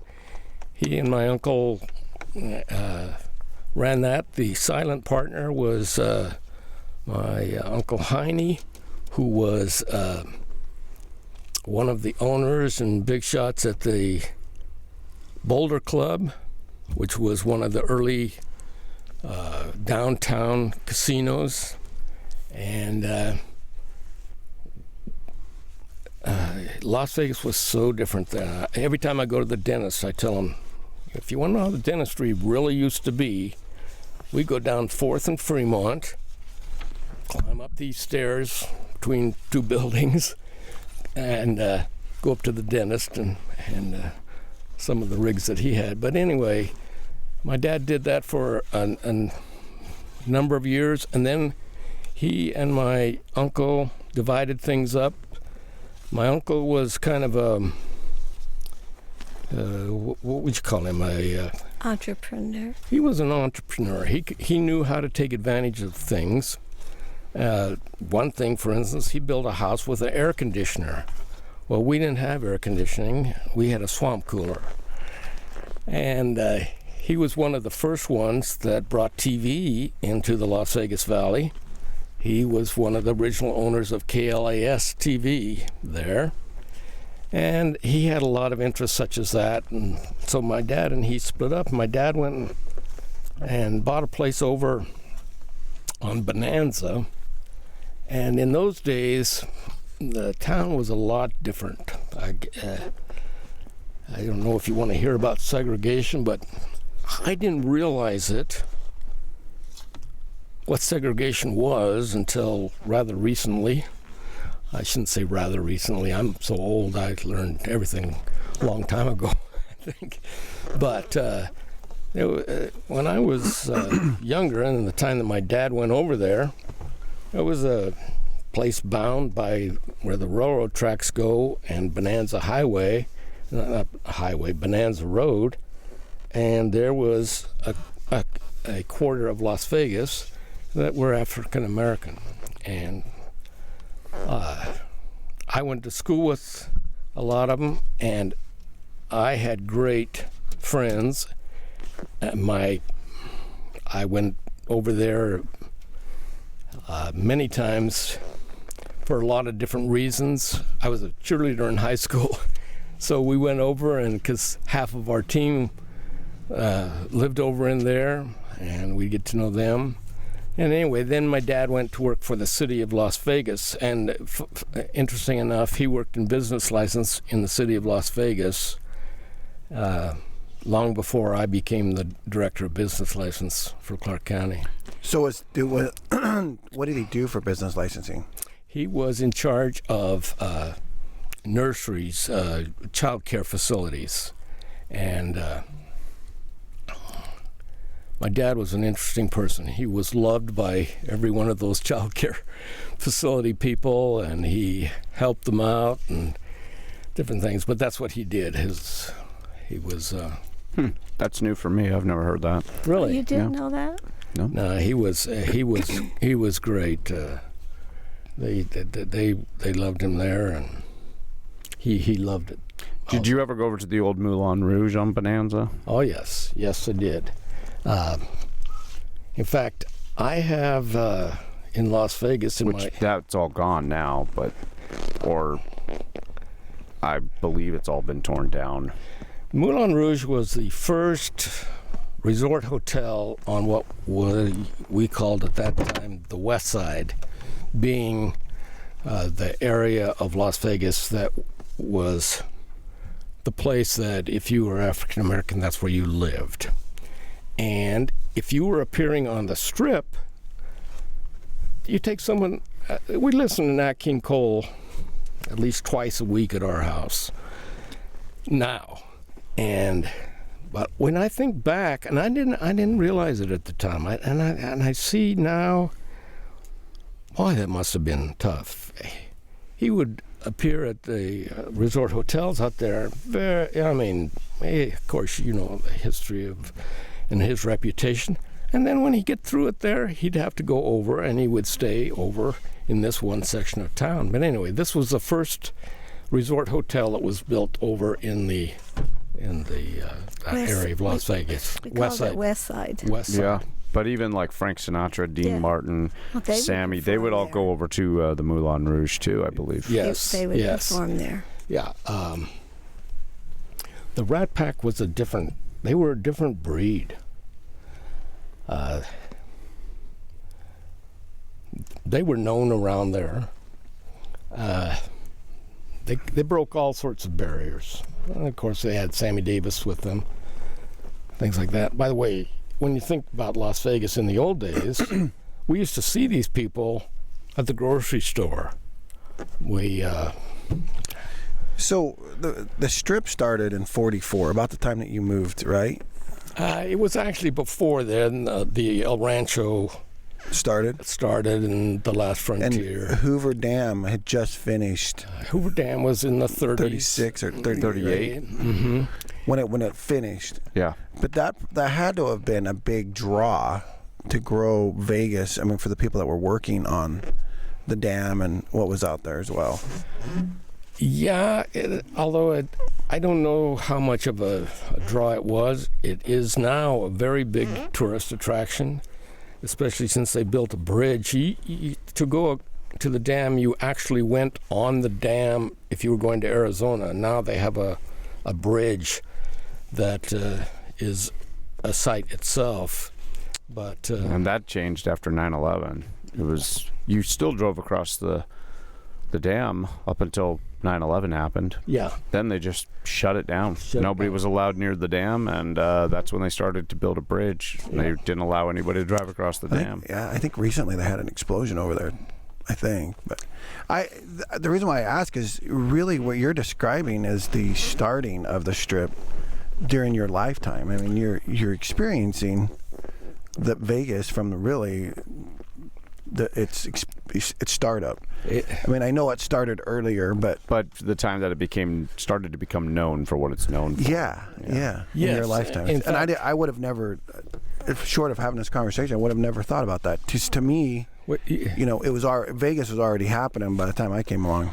Well, you got to recognize that Vegas was so small. Like I say, my paper route was completely different than what you might think, and my parents coming from Utah, we got to grow a garden. So they grew a garden in the backyard. My mother was so disappointed when the wild horses came in and ate what was there and stomped on the rest of it. And that's the way it was in those days. When we got married in '60,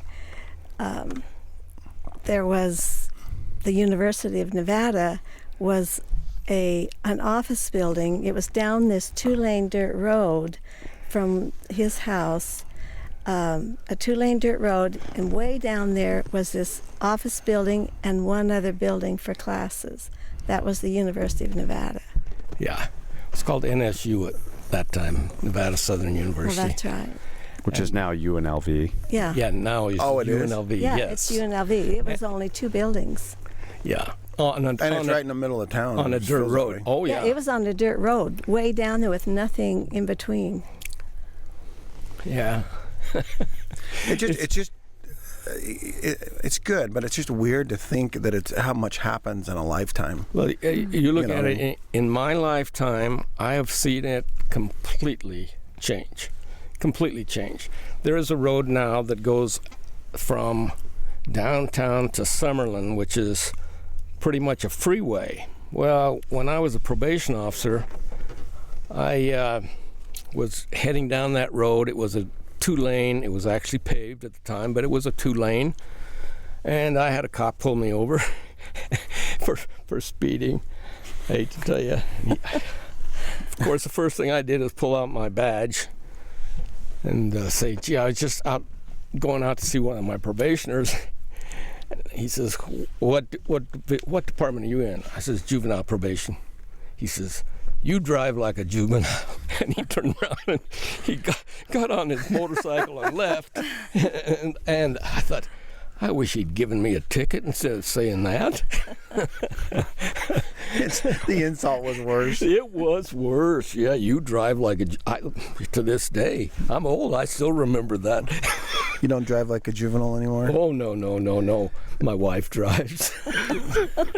She got tired of him driving like a juvenile. Yeah. You went 100 miles an hour, 30 straight, and 70 up and down. But I can tell you, it was very interesting to watch it. And the other thing is, you got to remember how temporary everything has been in Las Vegas. That they will build and they will blow up. They will build and they will blow up. They built out in what we thought was the desert was the Joe W. Brown racetrack.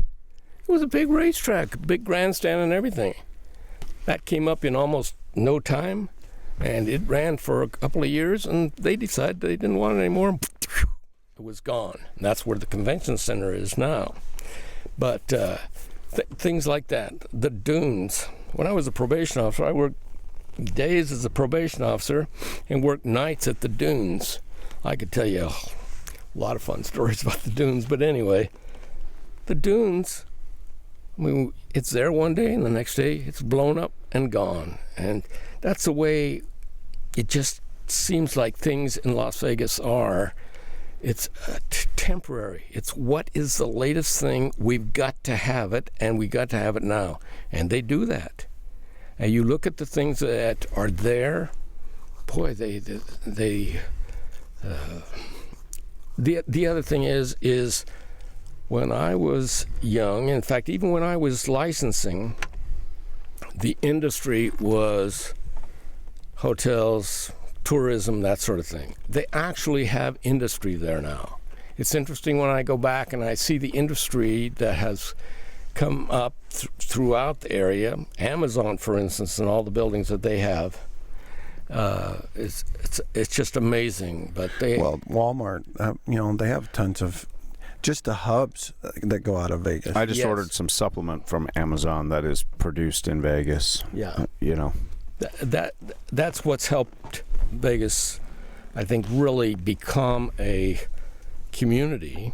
And the other thing is people will work on the Strip, but they don't go to the Strip.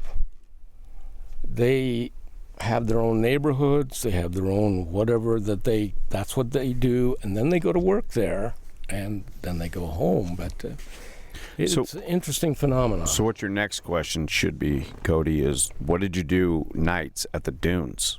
Do you want me to tell it all? That's Cody's question. You're asking that, right? I'm good. Okay. I was a probation officer. And you didn't make very much money. I started out at $476 a month, and my first month, I went to the bank and got 476 silver dollars and went home and presented them to my wife. Wouldn't you love to have those silver dollars now? Because they were real silver. Anyway, I worked at By the way, that's about 20 grand today. 18 something. Yeah. Because 500's a monster box. Wow. Anyway, I was a dresser at the dunes. I actually started out at the what was then called the New Frontier. It had direct from behind the Iron Curtain was these dancers that danced at the New Frontier. Well, I first went there as a dresser because my brother, who of course grew up in Las Vegas too, was in the show direct from behind the Iron Curtain. Anyway, there were actually some there from behind the Iron Curtain. In fact, I went and bought them gas can. If you remember the old spouts you'd stick in? Yep. They'd never seen those before. So I went and bought them each one of those so they could take home with them. But anyway, and then I went to the dunes. I belonged to the Stagehands Union, and like I say, I'd work all day as a probation officer. And then I dressed there. I dressed for 3 French singers, and you see what he's getting at? Like, they, in between acts and things, they got to dress very quickly. They come off stage. Oh, okay. They have dressers that are there ready to, like, Change boom, boom, boom, like, change them out. Yeah. We were trying to earn money to build a house. Yeah. So he was working extra. I was working 2 jobs so that we could build this house, yes. Gotcha. And my wife and I, by the way, pounded every nail and all that sort of stuff in that house, even hand dug the basement. Anyway, I also had in there another fellow that I dressed. He was what you call a nude adagio dancer. And he danced with his wife. I don't think there was much dressing for a nude. You'd be surprised. One day, well, there are rules when you're a dresser, by the way.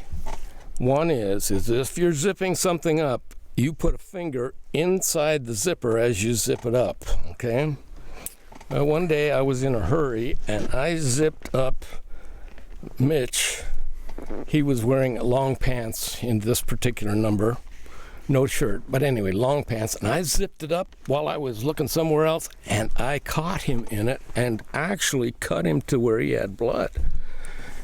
He immediately was going to deck me, and boy, I went right to the floor because I knew I mean, this guy's built. He'd been lifting his wife all over his head and everything. I knew he could just kill me. But anyway, I dropped to the ground. I'm sorry, Mitch. Anyway, my secretary at the juvenile court, she'd say, I wish you would just let it run, because when everybody was on stage, I'd lay under the clothes that were on hangers. I'd lay down there and I would dictate my probation reports and click it on and off and on and off, and she'd be listening to the music while she was typing, and then it would quit and skip to another whatever. Anyway, I did that for 4 years, and it was very interesting. How much do you want to know? No, I don't know. I can tell you. One day I was called into the office. A dresser is one of the lowest on the totem pole. I was called into the stage manager's office, and he says, I understand that he named a girl, is applying to be a probation officer at the juvenile court, and I understand you have something to do with it. Well, I was the assistant chief probation officer at the time, believe it or not. And he says, the family will be very happy if she gets that job. And I thought, oh my gosh, what am I dealing here with? So I went and didn't mention anything to anybody at the juvenile court. This girl went through the process, and they came in, and I had my division heads who were doing the interviewing. They interviewed these girls and brought them over for my approval to do the final sign-off, and I looked at the list, and there she was. She had made it. Oh, man. That night when I went to work, I knocked on the stage manager's door, and I said, she got the job. He says, oh, very good. He says, the family will be very happy about that. I thought, oh, good. I hope she's the only one of the family that I meet. Anyway, she was from Chicago and had a ethnic name, so I kind of tied things together. And anyway, I was glad that worked out. Yeah, no kidding. I also, one time I was in the wrong place. Backstage, you watch a show on the Strip and you think, oh, it's a nice stage they got. Well, I can tell you what, they got a building. That stage is part of a building that is so huge that they have all the scenery and everything. I mean, they can move a whole house onto the stage and off and everything. Anyway, one of our scenes was a Roman scene and a gladiator scene, and they let this tiger loose. Well, this tiger goes after this guy, and this guy he's got a robe on, but underneath he's got leather. And his first job is to grab that tiger by the neck and stick that part of his arm in the tiger's mouth. And then they tussle, and the tiger holds on to him. This is a big tiger. I mean, I'm probably exaggerating. 9 feet long. Maybe not exaggerating. Anyway, one day I was back coming from when he gets through, they let him go, and he knows he's got food at this cage that's way back in the back of this building. I'm walking up there. All of a sudden, here I am, face to face with this tiger running at me at full speed. And I think, oh, boy, this is the end. Anyway, he went right on by me and went in his cage, ate his dinner. But I had lots of fun experiences there, as you can imagine. Yeah. That's a new one, yeah. That'd be intimidating. For sure. A lot of these are good stories because a lot of these I haven't heard, growing up. So it's good to put the focus on it and get so some did of this you have to change your underwear after that? Oh, no. No. It was interesting, though, changing other people. Changing other people's underwear. Well, I never had to get that intimate, but it's very interesting about the hotels, and when you see those shows, and you walk out there thinking everybody was nude. No, they weren't nude, all nude. They have, at least at that time, you had dancers. Dancers are full dressed. They cover up all the important parts. They have the showgirls. Showgirls just show off. And then they have nudes. And the nudes, they pretty much show everything, but they do a lot of the other dancing. And for instance, the nude Adagio dancers, they both wore G-strings. And he would lift her, and they would do a dance and all of that sort of stuff. But I also got to go on stage. I would go out the side door. They had a ramp that went through the audience.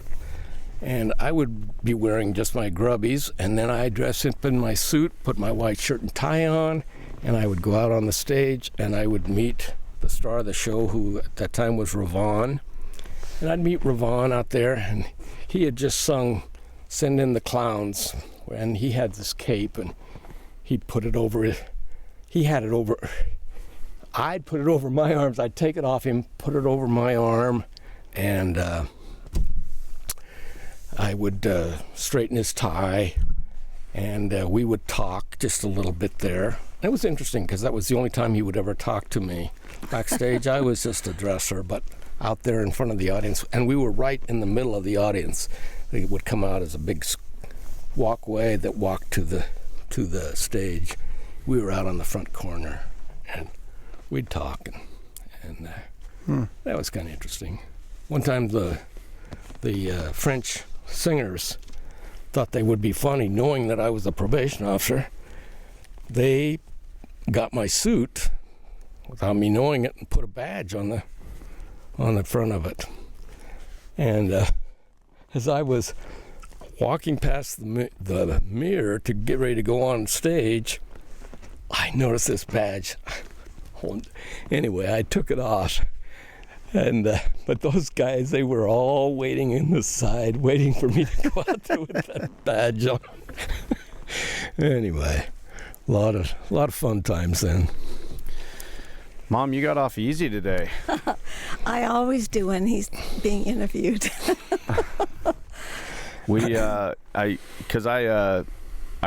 I wanted to ask you a bunch of things too. We've kind of gone for a while, but I wanted to ask you kind of your take on some of this stuff. So we'll have to do this again. Okay. Because I know you were a part of a lot of these adventures in Las Vegas and everything else. I don't remember a lot, but I do have to tell you, she'd come and visit me between shows.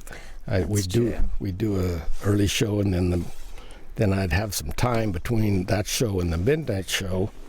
And she'd come, and oftentimes we would go across the street to what at that time was the Bonanza Hotel, which is no longer there, and we would have breakfast for $1.27. I was just trying to remember what the price was. I thought it was $1.50. No, it was $1.20. Full breakfast. Big piece of ham. Yeah. A couple of eggs. It wasn't much different, though. It wasn't much different in the 90s.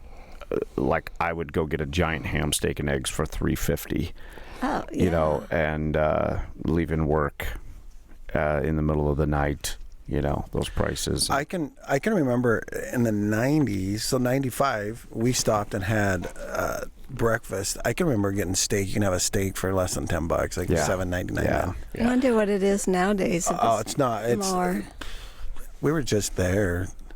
And it's even in the early 2000s, there was a place out in Henderson that I had truck parking, and I would take guys there.